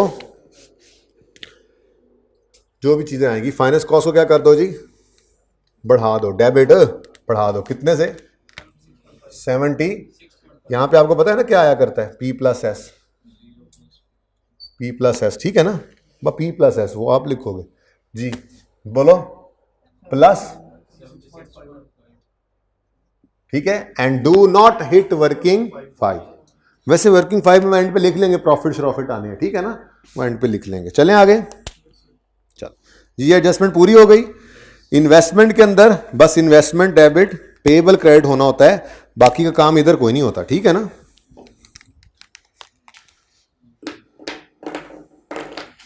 वापस आ जी, और सही है, समझ तो नहीं आ रही कहीं, ओ नो। अच्छा जी चलें, अल्हम्दुलिल्लाह करें फिर। अब आगे बढ़ें जी। अब भाईजान एडजस्टमेंट नंबर 2 चल रही है, 1 चलो चल ही रही है अभी साथ साथ ही। 2 के अंदर हमने अभी सिर्फ पहला बुलेट किया है, सेकंड बुलेट वेरी आसान, एन अमाउंट ऑफ 500 मिलियन, ये ऊपर बात कर रहा था, following was the consideration for acquisition of assets, ठीक है ना। तो an amount of 500 million payable on यकम मई 21, ये यकम जुलाई 20 पे खड़े होकर कह रहा है भाईजान हम ना कुछ देख लें इसको, कुछ चल लेने दो इसको, कुछ महीने चलेगी ये, तो यकम मई 21 को जाके हम क्या कर देंगे जी, आपको 500 रुपये दे देंगे अगर उसकी पोस्ट एक्विजिशन परफॉर्मेंस अच्छी रही। Fair value of this consideration was estimated at 290 on acquisition date and as well as on 31 December 20। भाई असल में ना 2 साल के ऊपर ये फैलाया हुआ था मसला, और कोई भी नहीं था इस सवाल के अंदर, तो इधर ही करके मैं वर्किंग, वैसे वर्किंग की ज़रूरत तो नहीं है, चलो मैं कर देता हूँ वर्किंग 1.3। आपको क्या आज तो इधर भी 1 पॉइंट वो हो गया, तो बस मैं कह रहा हूँ उधर साथ साथ रहे ना, वर्किंग 1 के आसपास चल रहे ताकि यूँ लग रहा है बस वही काम हो रहा है इकट्ठा इकट्ठा, ठीक है ना। फिर पिक्चर जितनी को हो सकी बेहतर अंदाज में इसको थोड़ा ऊपर ले जाएंगे अगर जा सका तो, नहीं तो इतनी को तस्वीर आनी है, गुजारा हो जाएगा ना। अच्छा यार ये प्रोजेक्टर बदला है, थोड़ा धुंधला धुंधला सा नजर आ रहा है, आपको क्या पता, आप हूँ ऐसे ही करी जा रहे हैं। हाँ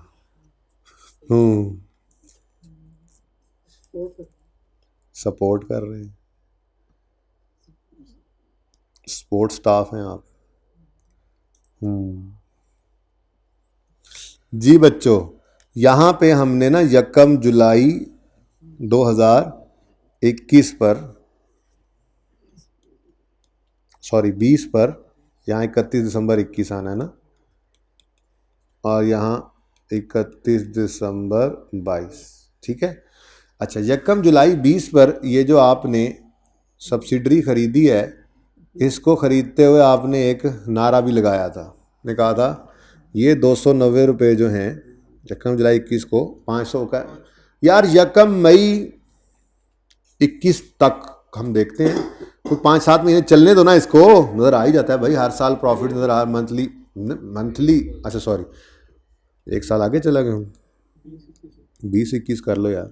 अच्छा वो बेटा मंथली अकाउंट्स भी बन रहे होते हैं, आपको पता होना चाहिए, तो पता लग रहा होता है बंदे को कि जी क्या हालात चल रहे हैं कंपनी के, ठीक है ना। अच्छा तो वो कह रहे हैं हम कि यार कुछ महीने चल लेने दो, अगर ये सही चली तो हम 1 मई को 500 मिलियन देंगे। लेकिन आज की इसकी वैल्यू कितनी है, तो इसकी एंट्री क्या होगी, इन्वेस्टमेंट इन एस डेबिट और कंटिंजेंट कंसिडरेशन पेएबल क्रेडिट, मैं तो पेएबल ही लिखूंगा, ठीक है, कितना 290, ठीक है।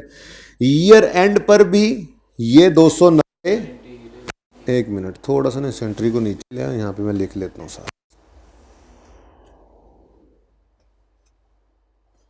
जी बच्चों 1 जुलाई पे ये एंट्री कितनी, ये कितनी की फेयर वैल्यू 290, ये 31 दिसंबर पे भी ये कितनी है, इसलिए कोई एंट्री पास नहीं होनी। मिसाल के तौर पे वो कहता जी इस दिन ये 300 पे चली गई है, तो हम फिर एंट्री पास करते, बोलो क्या एंट्री पास करते, पेएबल बढ़ा लेते ना। लेकिन ये बाद वाली एंट्री मैंने कहा था कभी भी वर्किंग 1 को नहीं छेड़ सकती, वर्किंग 1 इज़ ओवर, तो ये फिर CRE डेबिट करते हैं।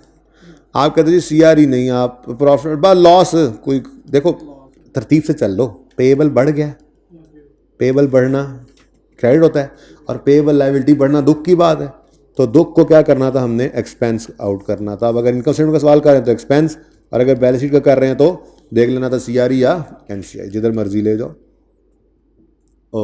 CRE या SRE। तो ये मैंने आपको कहा हुआ है कि जो एक्विजिशन डेट की ट्रांजैक्शंस होती हैं वो होती हैं विद सऊदी किंग, ये करेंगे, ये देंगे, ये पैसे फिर ले लेना, तो इसका कोई ताल्लुक नहीं होता एस के साथ। तो फिर ये एंट्री अगर जाएगी भी तो हमेशा कहाँ जाएगी, लेकिन मसला क्या था कि यहाँ पर ऐसा कुछ हुआ नहीं, ये 300 पर नहीं गया, ये 290 पर ही है, इसलिए ये एंट्री पास करने की ज़रूरत नहीं थी, कोई एंट्री नहीं होनी, ठीक है। तो मिटा रहा हूँ अब मैं ये, तो जाहिर सी बात है अदर इनकम या फिर CRE को क्रेडिट करोगे, ओके हो गया। लेकिन ये कुछ भी नहीं हुआ क्योंकि वो चेंज ही नहीं हुआ। और फिर खैर से आया यहाँ पर तकरीबन 1 मई 2021 जो आया, तो इस दिन भाईजान क्या हुआ, पहले तो 500 लिख लूँ मैं, इसकी वैल्यू क्या हो गई है 500, क्यों क्या कह रहा है देखो ज़रा, fair value of this consideration estimated at 290 as well as on 31 December 20 भी यही है। However due to improvement in business condition 21 the target was achieved and full amount was paid, HL has included, वो बाद में देखते हैं, वो गलती बाद में देखते हैं, ठीक है। फुल अमाउंट हमने पे कर दी, फुल अमाउंट हमने पे कर दी, एंट्री फरमाइए क्या होगी, पहली एंट्री, जिस दिन पैसे दिए उस दिन पेएबल ख़त्म। पेएबल आज कितने पे खड़ा है? 290 पर। और कैश कितना पे किया आपने? 500। तो बाकी का कितना बनता है? 210। अब ये 210 आज खर्चा हो गया। अगर बैलेंस शीट का सवाल कर रहे हो तो सीआरई में, इनकम स्टेटमेंट का तो एडमिन एक्सपेंस में डालोगे, ठीक है ना। थोड़ा सा इसको उधर ले जाऊँ मैं, काम चल रहा है काम, इस ज़रा दूर दूर ही है ना।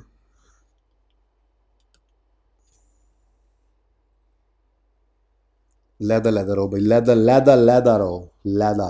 अच्छा जी, कैश क्रेडिट कितने से? 500 से, ठीक हो गया। अच्छा ये हुआ, और ये है ओरिजिनल, होना चाहिए था। ओके, ये क्या है जी? ओरिजिनल। ज़्यादा तंग तो नहीं हो रही है एंट्रीज? अब समझ आ रहा है ना? ये होना चाहिए था, लेकिन मोहतरम ने क्या किया? कहता है HL has included the full payment in cost of investment in SL, ठीक है। तो उसने एंट्री क्या कर दी? पूरी की पूरी इन्वेस्टमेंट डेबिट और कैश क्रेडिट कितने से? 500 से, ठीक है जी। तो ये क्या हो गया जी? इनसे गलती हो गई। अब देखो भाई, एक तो ये बात कर लें कि इन्वेस्टमेंट 1 जुलाई को डेबिट होनी है और पेएबल क्रेडिट होना है, ऐसे ही है। सबसे पहले तो ये एंट्री कर लें भाई, सबसे पहले तो ये एंट्री कर लें, फिर बाद वाली बातें भी देखते हैं। तो इन्वेस्टमेंट डेबिट पेएबल क्रेडिट, बोलो जी। ये पेएबल की एंट्री तो पहले करवाओ ना भाई, पहले तो इसको देख लें। थोड़ा सा नीचे करके लिख लेते हैं। पेएबल कितना है जी? 290। ये 290 की entry investment debit payable credit 290, ठीक है ना जी। ये काम तो गया हो। अब मेरी बात सुनो, इसका टोटल क्या बनता है ज़रा बताओ। आगे तो कुछ नहीं है ना, इसके बाद तो आगे कुछ नहीं है ना, कहानी खत्म हो गई है ना, एसएल की कहानी खत्म हो गई है, बोलो। उसके बाद तो डेट ऑफ एक्विजिशन पे ये है वो कह रहा, अगली बातें वही पुरानी बातें जी। तो कितना टोटल आता है भाई? ये 2590। क्या ये हुआ है या नहीं हुआ है? कैश की एंट्री तो अकाउंटेंट नहीं भूल सकता था ये वाली एंट्रीज, लेकिन सवाल में कहीं ये बात लिखी हुई है कि this has not been recorded ना। ये सवाल ऐसा है कि हमें इन्वेस्टमेंट इन एस की फिगर दी हुई है कि हम उसमें से देखकर सही गलत निकालने या पहचानने की कोशिश करें। याद है ना ये सारी बातें? कभी कभी कहता था जी उसने गलती से ट्रांजैक्शन कॉस्ट को वो लॉयर को पैसे दिए, वो भी इन्वेस्टमेंट में डाल दिए हैं, उसको निकालना पड़ता था। वो सारी बातें कब होती थी? जब इन्वेस्टमेंट के अमाउंट देता था बैलेंस शीट के अंदर, ठीक है, हमें पता लग जाता था, हम उसमें से डिफरेंस भी निकाल सकते थे। तो आज ऐसा कुछ नहीं है ना। तो इन्वेस्टमेंट इन एस की फिगर नजर आ रही है कि कितनी उन्होंने रिकॉर्ड की हुई, नजर आ रही है कि उन्होंने कितना रिकॉर्ड किया हुआ इन्वेस्टमेंट इन एस? नहीं। आप कहोगे सर ये पड़ा है ना ये 1500, भाई 1500 शेयर कैपिटल ऑफ एसएल है, ठीक है। अब उन्होंने कितनी इन्वेस्टमेंट कर रखी है वो कोई उस फेस वैल्यू के हिसाब से थोड़ी, वो तो इन पैसों के हिसाब से निकली हुई है। तो ये अमाउंट, ये एंट्रीज होनी तो है, ये एंट्रीज उन्होंने कर ली है या नहीं, ये इसका जवाब दे दो मुझे, फिर आगे चलें। क्या उन्होंने ये एंट्रीज कर ली होंगी? सवाल ने ऐसा तो कुछ नहीं कहा हुआ ना कि this has not been recorded. याद है आपको कहा था कि share issue has not been recorded ना लिखा हो तो समझोगे वो शेयर इशू भी रिकॉर्ड कर गया। अकाउंटेंट नहीं भूला, खुद से क्यों मुसीबत में पड़ना, ठीक है ना। तो ये एंट्रीज होना चाहिए थी, ये हो चुकी। ये 2590 तो इधर आ गया, ये 2590 तो इधर आ गया, ठीक हो गया। अब अगली बात है वो ये है कि 1 मई को क्या हुआ। 1 मई को भाईजान इन्होंने क्या किया, मोहतरम ने ये एंट्री करने की बजाय ये वाली एंट्री कर गए, ठीक है। कोई बात नहीं, हम इसको क्या कर देंगे, हम इसको कहेंगे भाई हम हैं ना, हम हैं, इस दुनिया ने हमें एग्जामिनर रखा ही किस लिए हुआ है? लोगों गलतियां सही करने के लिए, हम सही करेंगे, ठीक है। पेएबल को डेबिट करना था, नहीं किया, कर दो। एक्सपेंस को डेबिट करना था, नहीं किया, कर दो। और इन्वेस्टमेंट को क्रेडिट नहीं किया, करना था डेबिट, नहीं किया, नहीं करना था ना, तो डेबिट नहीं करना था, क्रेडिट कर दो, गलत हो गया, ठीक है। अब भाई साहब ये इन्वेस्टमेंट की फिगर जैसे सही वाली थी हमने वही वाली ले ली है ना, ठीक है। और पेएबल वैसे बैलेंस शीट में आना है, तो फिर मेरे इस पूरे डिस्कशन में से ये बात निकलती नज़र आ रही है यानी देखा जाए तो अगर किसी को ओरिजिनल रॉन्ग वाली समझ नहीं भी आई थी तो उसने 210 ओरिजिनल के अंदर ही तो 210 ही रिकॉर्ड किया होना है ना। और बोलो तो उसको क्या यार, अभी इस पे क्रॉस लग गया, ठीक है। उसको सिर्फ ये एक्सपेंस डेबिट होने का पता होना चाहिए था, तो ये एक्सपेंस हम डेबिट कर लेते हैं। कहाँ पे कर लें डेबिट जी एक्सपेंस? एडमिन एक्सपेंसेस के अंदर 210 रुपये का ऑपरेटिंग एक्सपेंस इकट्ठे पड़े हैं, वही एडमिन को ऑपरेटिंग, सेलिंग और एडमिन को इकट्ठा कहते हैं ऑपरेटिंग, ठीक है। तो ये मैंने आकर ऑपरेटिंग एक्सपेंसेस में आप लिखेंगे इंशाल्लाह, आकर घर जाकर लिखेंगे आप जब भी करेंगे P+S, क्योंकि S 1.5 साल पहले खरीदा हो इसलिए S को कोई तलवार शलवार नहीं चलानी, ठीक है ना। पूरा P पूरा S प्लस 210 डन हो गया जी। बस और तो कुछ नहीं है इसमें, कोई ज़्यादा हैवी चीज़ें, यही था थोड़ा सा। चलें आगे।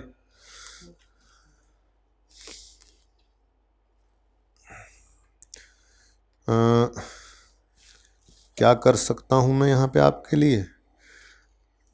मैं इसको थोड़ा सा और ऊपर लेके जा सकता हूँ, फिर शायद आपकी पिक्चर बन जाएगी, लेकिन अभी पिक्चर से काम दूर है।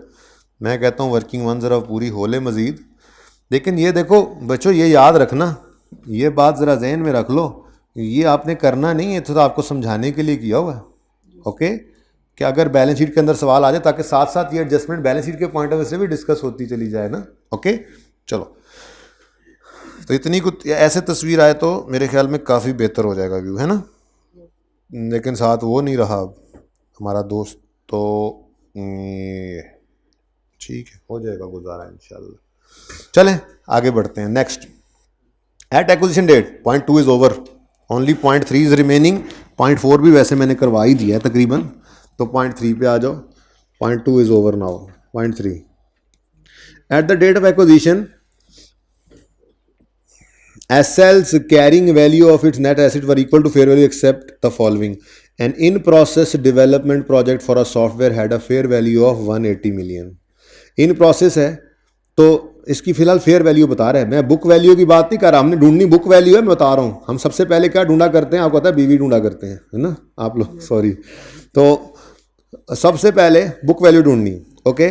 The cost of 140 million incurred, ये बुक वैल्यू लग रही है बिफोर एक्विजिशन, क्योंकि वर्क इन प्रोसेस है ना, यानी इंटेंजिबल 6 क्राइटेरिया मीट कर जाए और फिर वो बन रहा हो, तो जो कॉस्ट होती हैं वो CWIP में जाती हैं। 6 क्राइटेरिया मीट कर जाए तो, ये जहन में है ना, अभी मैंने आगे नहीं पढ़ा, ठीक है। हाँ, 6 क्राइटेरिया मीट अगर कर जाए तो CWIP की बात हो रही है। CWIP कब बनता है? मैंने कब कहा ये फेयर वैल्यू है? वो तो हम कंसल्टेशन के लिए सोच रहे हैं, मैं फिलहाल कह रहा हूँ बुक वैल्यू बताओ मुझे, बुक वैल्यू, ठीक है। तो CWIP की बुक वैल्यू बतानी है मुझे आपने, और वो बुक वैल्यू कब होगी? जब 6 क्राइटेरिया मीट कर जाएं और अच्छी वाली कैपिटलाइजेशन शुरू हो जाए, और लेकिन फिलहाल जो है वो कंप्लीट ना हुआ हो, ऐसा ही है। अब आगे पढ़ो। वो कहता है कॉस्ट ऑफ 140 मिलियन, हमने कहा लो मिल गई book value. Incurred before acquisition bye SL, यानी कि SL की एक्विजिशन से पहले उन्होंने ये इनकर कर ली थी। On development had been expensed out in SL book since the project did not meet, ओए होए, यानी कि वो एसेट था ही नहीं। वो सही कह रहे हैं, कैपिटलाइजेशन क्राइटेरिया अगर मीट नहीं हुआ तो बुक वैल्यू तो जीरो है। सुभान अल्लाह। आफ्टर एक्विजिशन SL इनकर्ड, ये बात की बात है, एक्विजिशन के बाद SL ने क्या किया ये बाद में देखते हैं, ठीक है। ये वैसी ही बात है कि अगर हमने जो करना था वो हमने कर लिया और S ने उसके बाद कुछ कर लिया तो उसको रिवर्स करने का कहेंगे, लेकिन देखते हैं ये करना पड़ेगा या नहीं, ठीक है ना। फर्दर की बात हो रही है, फिलहाल तो बात करो सिर्फ इसकी, ठीक है। इसका रीवेल सरप्लस कितना आ रहा है? 180। इसकी एंट्री बनेगी इंटेंजिबल डेबिट और revaluation surplus in working one credit, कितने से जी? 180 से। और अगली लाइन में कोई लाइव शेफ नहीं लिखी, तो मैंने मिटा दी है, जरा देखो, लाइव नहीं लिखी हुई, लिखी हुई थी। After acquisition and had a useful life of the software which resulted in completion, वो had a useful life of this। अच्छा, फिलहाल देखो जो सॉफ्टवेयर कंप्लीट जाके होना है 1 जनवरी 21 पर, ठीक है, तो उसकी लाइफ कितनी होनी है? अच्छा चलें ठीक है, तो हम उसी को ही 4 के हिसाब से लेकर चलते हैं और अमोर्टाइजेशन की एंट्री बता दो। Amortisation expense debit intangible credit करते हैं, लेकिन ये से 180 को देखो बाद वाली बात बाद में करते हैं, चल जाने दो जी। कितने साल लाइफ बता रहा है जी, तो डिवाइड बाय 4 कर दें, ये लें एक ही बात है, 180 डिवाइडेड बाय 4। ठीक है जी, बोलो, जगह बहुत जा रही है यार। तो 1/4 कर दिया जी, 45। ठीक है जी, चल। अच्छा अब इसकी एंट्रीज को कर भी लेना चाहिए मेरे ख्याल से तो। जी बच्चों 180 तो चला जाएगा सीधा सीधा वर्किंग 1 में। ठीक है, और अमोर्टाइजेशन एक्सपेंस, ये किस चीज़ की अमोर्टाइजेशन है 45 रुपीज़ की, अगेन वही सब्सिडरी के एसिड्स की है।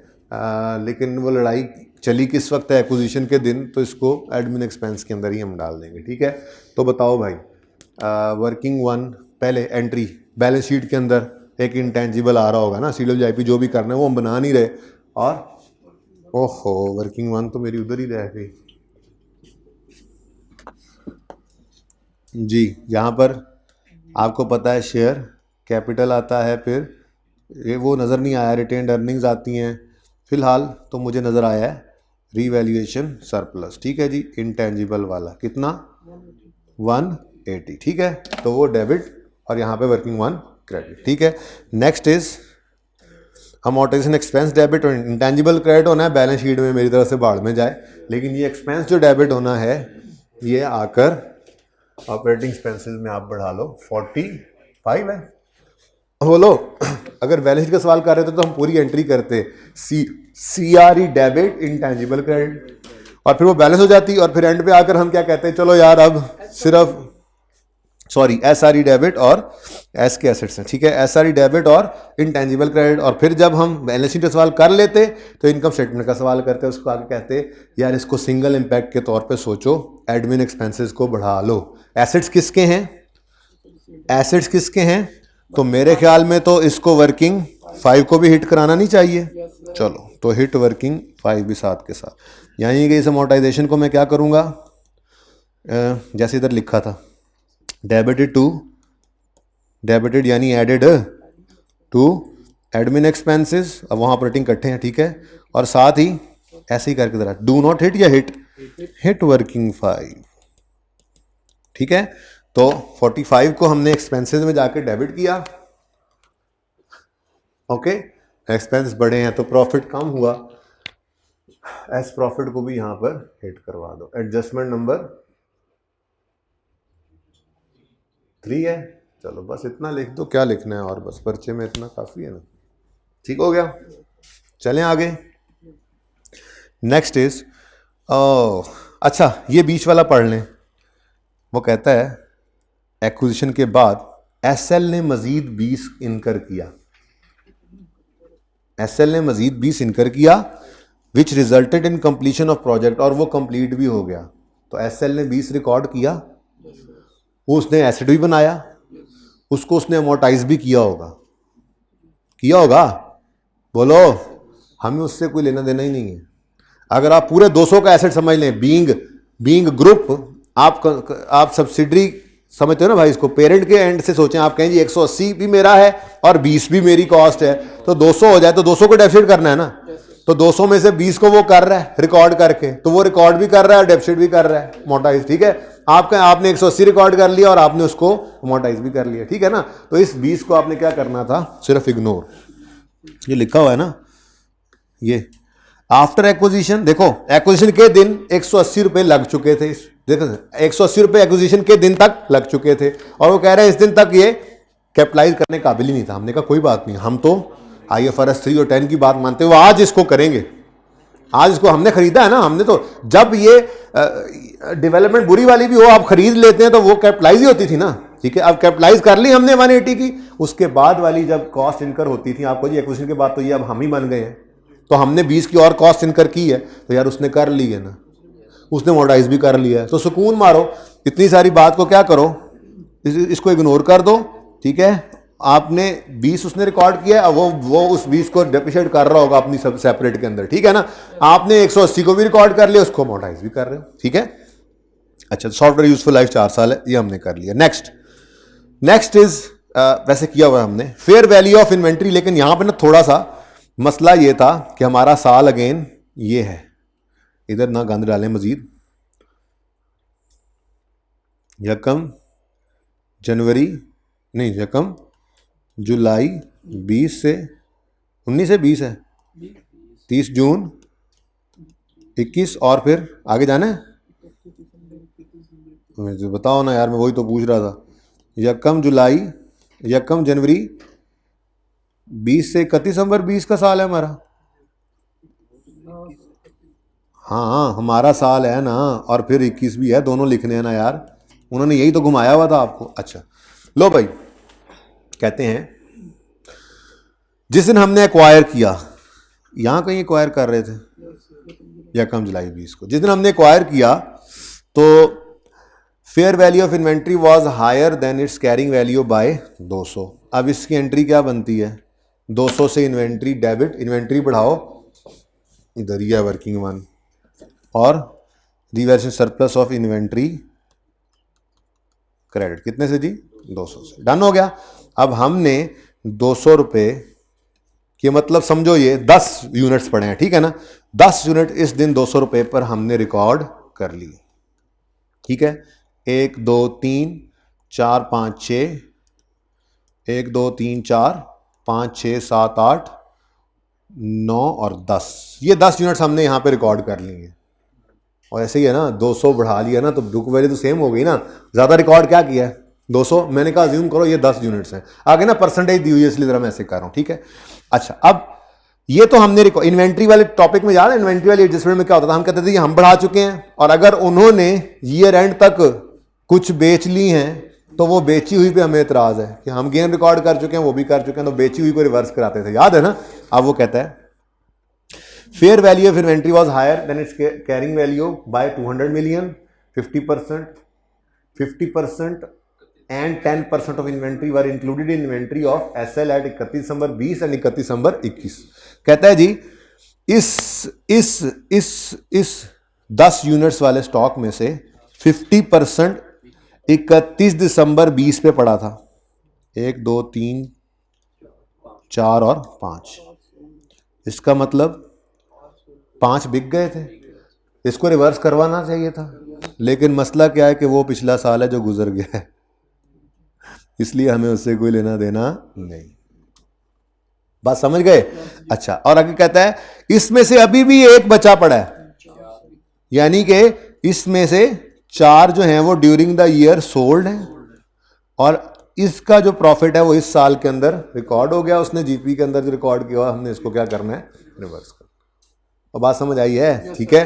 तो सिर्फ रिवर्स किसको करोगे, 40% को, 200 के 40% को मैंने यूनिट्स में कर दिया था, ठीक है। इसको क्या करो, इसको रिवर्स कर लो।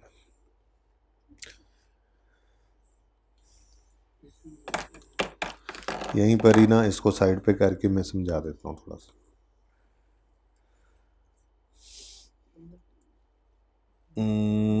ऐसे ये यहीं पे रहेगा, ये यहीं पे रहेगा, अब ये भी नजर आता रहे, ठीक है। अब यहां पे देखो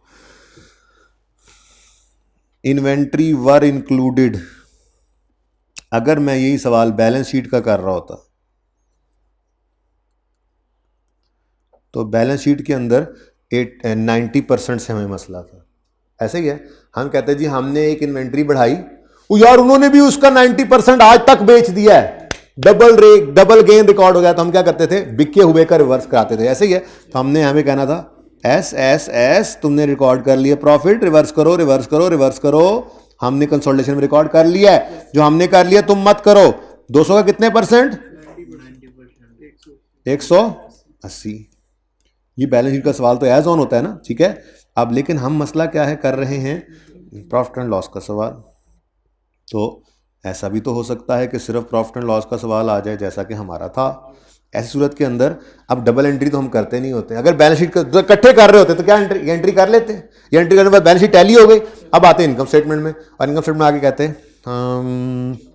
एक्सपेंस को बढ़ाओ, कॉस्ट ऑफ सेल को बढ़ा लेते हैं ना, क्योंकि उसने एंट्री पास की होगी debtor debit sale credit, cost of sale debit, हाँ कॉस्ट ऑफ सेल को फिर हम बेसिकली वो प्रॉफिट रिकॉर्ड करके, हमने प्रॉफिट की फिगर दी हुई है ना, ठीक है, तो प्रॉफिट को रिकॉर्ड करके हम प्रॉफिट को रिवर्स कराना चाह रहे हैं। और कंसोलिडेशन में ये तरीका हमने सीखा था कि चूंकि आपके पास कॉस्ट ऑफ सेल गिवन है तो मुनासिब जीपी तो बैलेंसिंग निकालते हैं, मुनासिब नहीं है, प्रॉफिट को रिवर्स कराना है तो प्रॉफिट को हिट करें, कॉस्ट को हिट कर लें। अगर प्रॉफिट रिकॉर्ड कर दिया उसने, जैसे आपस का सेल परचेज का प्रॉफिट होता था, हम कहते हैं सेल और परचेज रिवर्स करो और फिर प्रॉफिट को पकड़ो, प्रॉफिट जो उसने रिकॉर्ड किया वो रिवर्स कराना है, लेकिन करते कैसे थे, कॉस्ट ऑफ सेल को बढ़ा के।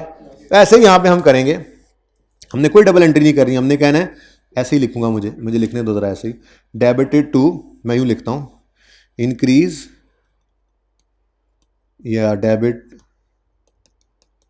Increase cost of sale by rupees कितना 80। ये 80 कैसे निकला है जी, 200 का सिर्फ, ये साथ ही आपकी तस्वीर बनी हुई है, 10 में से 5 बिक गए, 5 यहां पड़े थे, इसका मतलब 5 का गेन तो इधर रिकॉर्ड हुआ था ना, उसको रिवर्स करना है, पिछले साल के इनकम स्टेटमेंट में करते। अब इस साल में कह रहा है कि यहां पर 1 बचा पड़ा है, यानी 5 इधर थे 1 इधर है, तो 4 बिक गए, इस 4 को रिवर्स करना है, यानी 40%, मैंने 1 मतलब 10% ले लिया ना, ऊपर परसेंटेज दी हुई थी, ठीक है, आसानी समझ आ जाती बात ऐसे, ठीक है। अब वर्किंग 5 को हिट करोगे या नहीं करोगे भाई, किसने प्रॉफिट रिकॉर्ड किया हुआ है, तो फिर कराओ ना हिट करोगे वर्किंग 5, ठीक हो गया जी। तो ये भाई बैलेंस शीट का सवाल नहीं चल रहा है, जरा मुझे ऐसे ही काटने देना ब्लू कलर से, ये नहीं चल रहा है, ये तो आपको सिर्फ समझाने के लिए मैंने करवा दिया, ओके, ये नहीं करना आपने तो सिर्फ इनकम स्टेटमेंट वाला सवाल करना था, लेकिन साथ साथ हम तैयारी भी कर लेते हैं ना कि अगर खुदा ना खास्ता यही बैलेंस शीट के लिए आ गया तो, ठीक है। तो ये आपकी एडजस्टमेंट नंबर 3 की टोटल डिस्कशन है। पहले पॉइंट की ये वाली आ गई, दूसरे पॉइंट की ये सारी आ गई, ठीक है। अब ज़रा देख लें जी, कॉस्ट ऑफ सेल को बढ़ाना है आपने, बोलो कितने से, 80 से, और उसके बाद वर्किंग 5 को भी हिट करा दें, यानी कि कॉस्ट ऑफ सेल बढ़ी है तो एक्सपेंस बढ़ने से प्रॉफिट कम होता है ना, तो P प्लस SG, हाँ भाई, एडजस्टमेंट प्लस 80 और एक्सपेंस के बढ़ने से प्रॉफिट, एडजस्टमेंट नंबर 2 ही है ये भी, ओके। सिर्फ रेलेवेंट चीज़ें मैंने इसीलिए फॉर्मेट बनाया, पूरा सवाल तो नहीं करवा रहा हूँ, ओके। नेक्स्ट,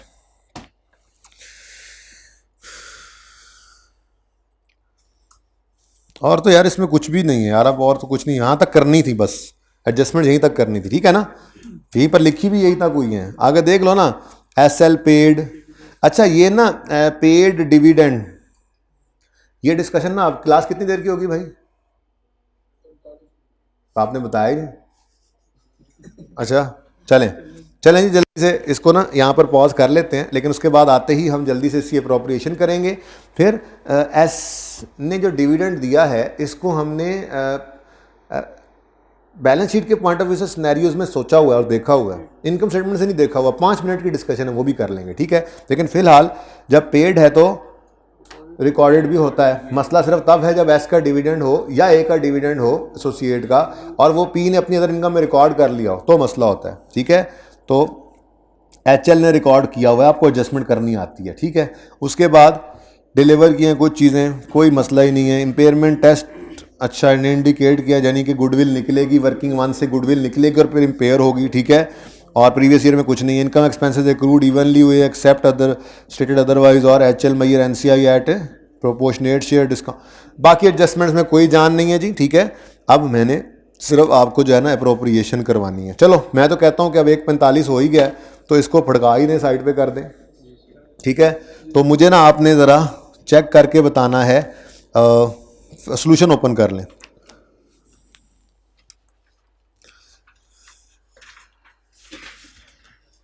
अच्छा, एस का प्रॉफिट कितना है जी 741, और ए का प्रॉफिट कितना है जी 492, लेकिन उसका हमें करना पड़ेगा एक तो 30% और दूसरा, जी हाँ ये ड्यूरिंग द ईयर एक्विजिशन थी, इसके ऊपर बटा भी लगाना पड़ेगा।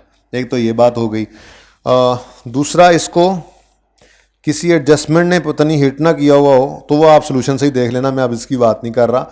एस के अंदर जिन चीज़ों ने हिट करना था वो मैंने करवा दिया, 741 लेकर जाएंगे डेबिट। उसके बाद SOCI और AOCI ज़रा मैं प्रेजेंट करना चाह रहा हूँ आपके साथ। तो सबसे पहले आते हैं एस प्रॉफिट्स की तरफ। तो एस के प्रॉफिट्स कितने हैं जी? एस प्रॉफिट्स आपने खुद निकाले थे 741। इस पे कोई बटा नहीं लगता, तब लगता है जब ड्यूरिंग द ईयर एक्विजिशन हो, इसकी परसेंटेज नहीं लगती, पता है ना, सारे प्रॉफिट्स लेते हैं हम। ओके, अच्छा उसके बाद ए के प्रॉफिट्स कितने निकाले थे हमने? 492। लेकिन ये यकम जुलाई 20 से 30 जून, यकम जनवरी 21 से 31 दिसंबर 21 तक के ये प्रॉफिट्स हैं। ये देखो ना, ये फॉर द ईयर एंडेड 31 दिसंबर 21 है, यानी यकम जनवरी 21 से 31 दिसंबर 21 तक का प्रॉफिट है 492। लेकिन हमने इसको जनवरी फरवरी में खरीदा ही नहीं हुआ था। तो पहली बात, इस 492 को लगाओ ए के प्रॉफिट्स में। अगर हम आए तो सबसे पहले तो 492 को लगाओ 10/12, ऐसे ही है। अब ये प्रॉफिट बन गया जिसमें हम आए हैं। लेकिन अगली बात आपको पता है, इसके साथ हमने अपना शेयर कितना 30% भी लगाना है। ठीक है, कितना आ गया? 123। ठीक हो गया। अच्छा, अब आंसर ओपन कर लें, क्योंकि मैंने सारी चीज़ें अब लिखी नहीं। अब एसोसिएट का लेजर में बाकी तो पूरा कर नहीं रहा, मैं यहाँ पे एट्रीब्यूशन सिखा रहा हूँ जी आपको। तो पैट एट्रीब्यूटेबल टू निकालेंगे, पेरेंट आपको पता है बैलेंसिंग आया करती है फिगर, और NCI वर्किंग 5 से, और यहाँ पे हम टोटल लिख लिया करते हैं। पहले टोटल लिखते हैं फिर आगे चलते हैं। उसके बाद TCI एट्रीब्यूटेबल टू, तो इंशाल्लाह ये स्टेप बाय स्टेप हो जाएगा, छोटा सा काम है। TCI एट्रीब्यूटेबल टू पेरेंट, ये बैलेंसिंग निकालेंगे। और NCI 2 जगह से आता है, एक वर्किंग 5 ये वाला, प्लस वर्किंग 5.2 वाला भी आता है। ठीक है ना, और टोटल दूसरी तरह से।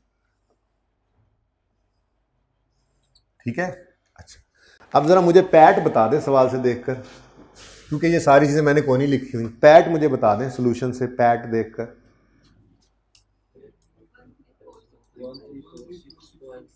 1346 पॉइंट, ये आ जाएगा यहां पर। ठीक है जी। अच्छा, अब आगे ना चलो, एस के प्रॉफिट्स मुकम्मल हैं, मतलब ए के प्रॉफिट्स में कोई एडजस्टमेंट, अच्छा कोई एडजस्टमेंट है वैसे बाय द वे?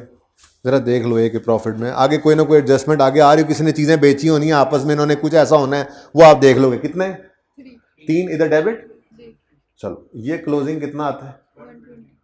120। ये मैंने इसलिए लिख दिया कि जरा ये ऊपर हाईलाइट किया हुआ था ना जरा। ठीक है, इसमें कोई एडजस्टमेंट और नहीं है। 3 की एडजस्टमेंट क्या है? It would be a very simple adjustment, देख लेंगे आप, मैं उस तरफ नहीं जा रहा। मैं तो ये कह रहा हूं कि ये 120 यहां से आ गया और इसमें शामिल हो गया। ठीक है, हाँ एस के अंदर और कोई एडजस्टमेंट नहीं है। आप CRE नहीं लिखा करते, पुर कराओ, याद है? NCI जी, NCI 616 का 25, 13, अच्छा वो दूसरा था, 25% जी, 154 एग्जैक्ट। अच्छा आप इधर देखो, एस के प्रॉफिट्स हैं 154, तो फिर बैलेंसिंग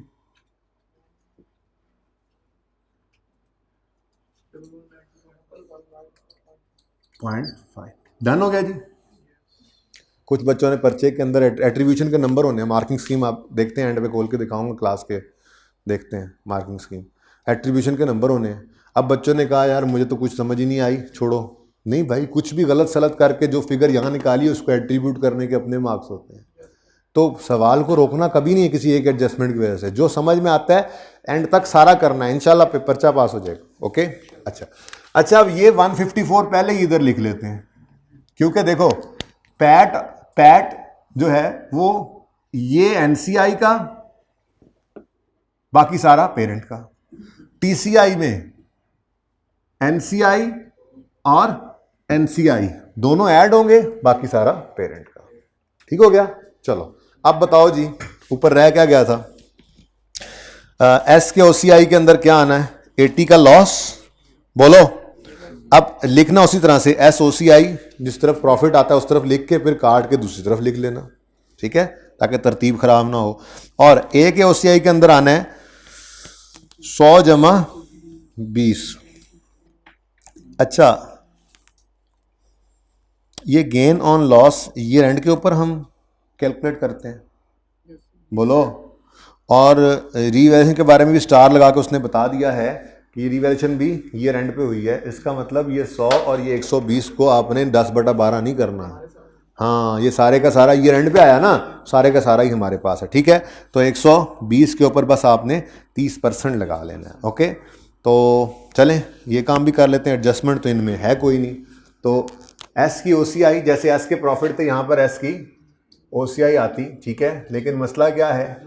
मसला ये है कि ये आज नहीं हो सकता। तो अगर लॉस आ जाए तो ये सिंपल तरीका है भाई, सवाल में ऐसे ही, पर्चे में ऐसे ही लिख के काट देना और फिर सही वाला लिखना, कोई ज़रूरत नहीं डायरेक्ट लिखने की, बस ठीक है। जो आदत बनी हुई है, प्रॉफिट इस तरफ आते हैं, एक आदत बनी हुई है, उधर लिख लिया, ओ हो लॉस है, अच्छा चलो इस तरफ लिख, बस सिंपल जी। तो एस ओसीआई 80 है, 80, ठीक है। अब ये क्या है? ए का ओसीआई क्या है? 120। ये सारे का सारा 120 कैसे बने वैसे? 100 + 20, ये सारे का सारा ईयर एंड पे है, क्योंकि हम फेयर वैल्यू मेजरमेंट भी शेयर्स की अपने साल के एंड पे करते हैं, ठीक है। वो भी हमारे पास आ गया, एक्विजिशन हम कर चुके थे। और रिवैल्यूएशन के बारे में उसने कह दिया कि शक ना करना कहीं साल के शुरू में, तो वो भी एंड में डन हो गया, ठीक है। तो ये इसको इनटू, हाँ ये लाजमी करना होता है हमने इसको C8 के लिए 30%, इसलिए तो वहाँ शेयर लिख लेते हैं जी। 36 36। हाँ भाई, अब पहले CRE NCA इस तरफ आते थे ना, CRE और NCI, इसको पुर कराते थे और ये कुछ ना कुछ होना होता था। लेकिन मसला क्या है? मसला ये है, NCI लिख देते हैं ना सिर्फ, कि चूंकि लॉस है तो बांटने के लिए फिर लॉस ने बटना है, तो इस तरफ आए और यहाँ पे आके हमने लिखा NCI जी 80 का 25% 20। अब ये चूंकि लॉस है बेटा, इधर देखो, ये चूंकि लॉस है, ये चूंकि लॉस है, तो यहां पे पहले आकर लिखो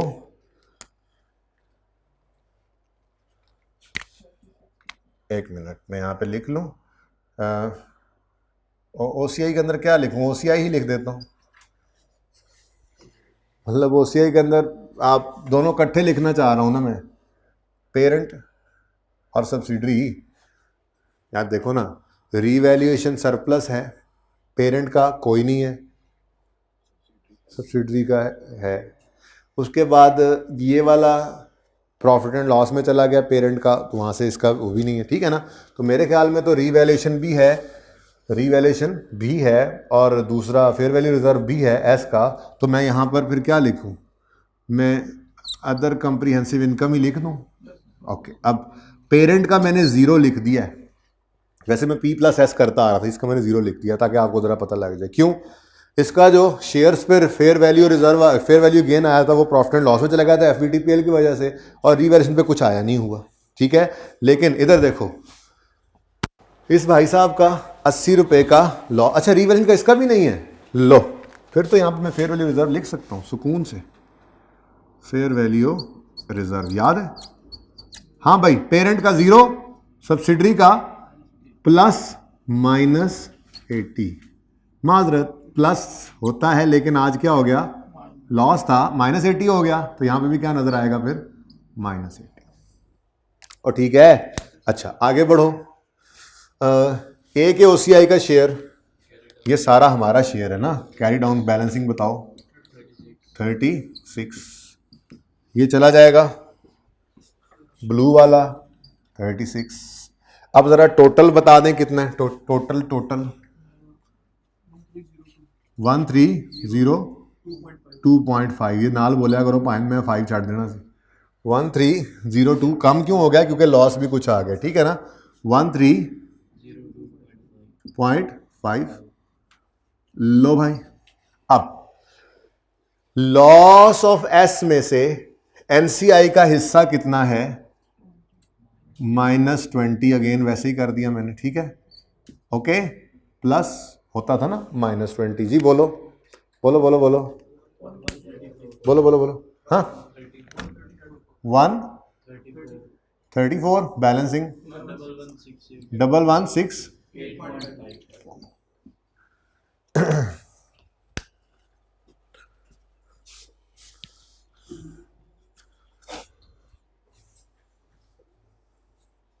उधर ही रखें जी, ठीक है जी। तो अभी बस क्लास के बाद देखते हैं, कोई छोटा मोटा काम और करना हुआ तो इसमें करेंगे। कंसोलिडेशन के अंदर बहरहाल हल्की फुल्की एडजस्टमेंट ही हैं, हैवी काम तो यही था, अल्हम्दुलिल्लाह हो गया। लेटेस्ट अटैम्प्ट को देख लेते हैं, फिर उसके अंदर क्या पूछा हुआ उसने, वो सिर्फ रीड करना पड़ेगा। उसके बाद एक दो चीज़ें हैं जो येलो की हैं, ये मैंने इंशाल्लाह ये फिर किसी वक्त आपको जूम सेशन करके, मतलब जूम मीटिंग की रिकॉर्डिंग करके मैसेज करा के ना, तो उनको कर लेंगे। जो चीज़ें अभी मैंने ये येलो की हैं, ये येलो का मतलब नहीं है, मैं इसको डिफरेंट कलर करता हूँ, अभी इसको ग्रीन कर लेते हैं, ठीक है ना। ये कुछ चीज़ें मैं तो ये सोच रहा था कि ये बाद में कर लेंगे, या अगर कोई सरदना ने रिकॉर्डिंग कर ली, छोटी छोटी चीज़ें हैं, तो वो भी दे सकता हूँ मैं, ज़्यादा बेहतर लगी तो। क्योंकि एक होती है ये लैपटॉप की रिकॉर्डिंग और एक होती है ज़रा बोर्ड के ऊपर, तो बोर्ड वाली हमें दोनों में जिसने कर ली मैं आपको वही दूंगा इंशाल्लाह, ओके। अच्छा जी, तो इस पार्ट को यहाँ पे रोकते हैं, इंशाल्लाह थोड़ी देर के अंदर फिर दोबारा रिज्यूम करते हैं।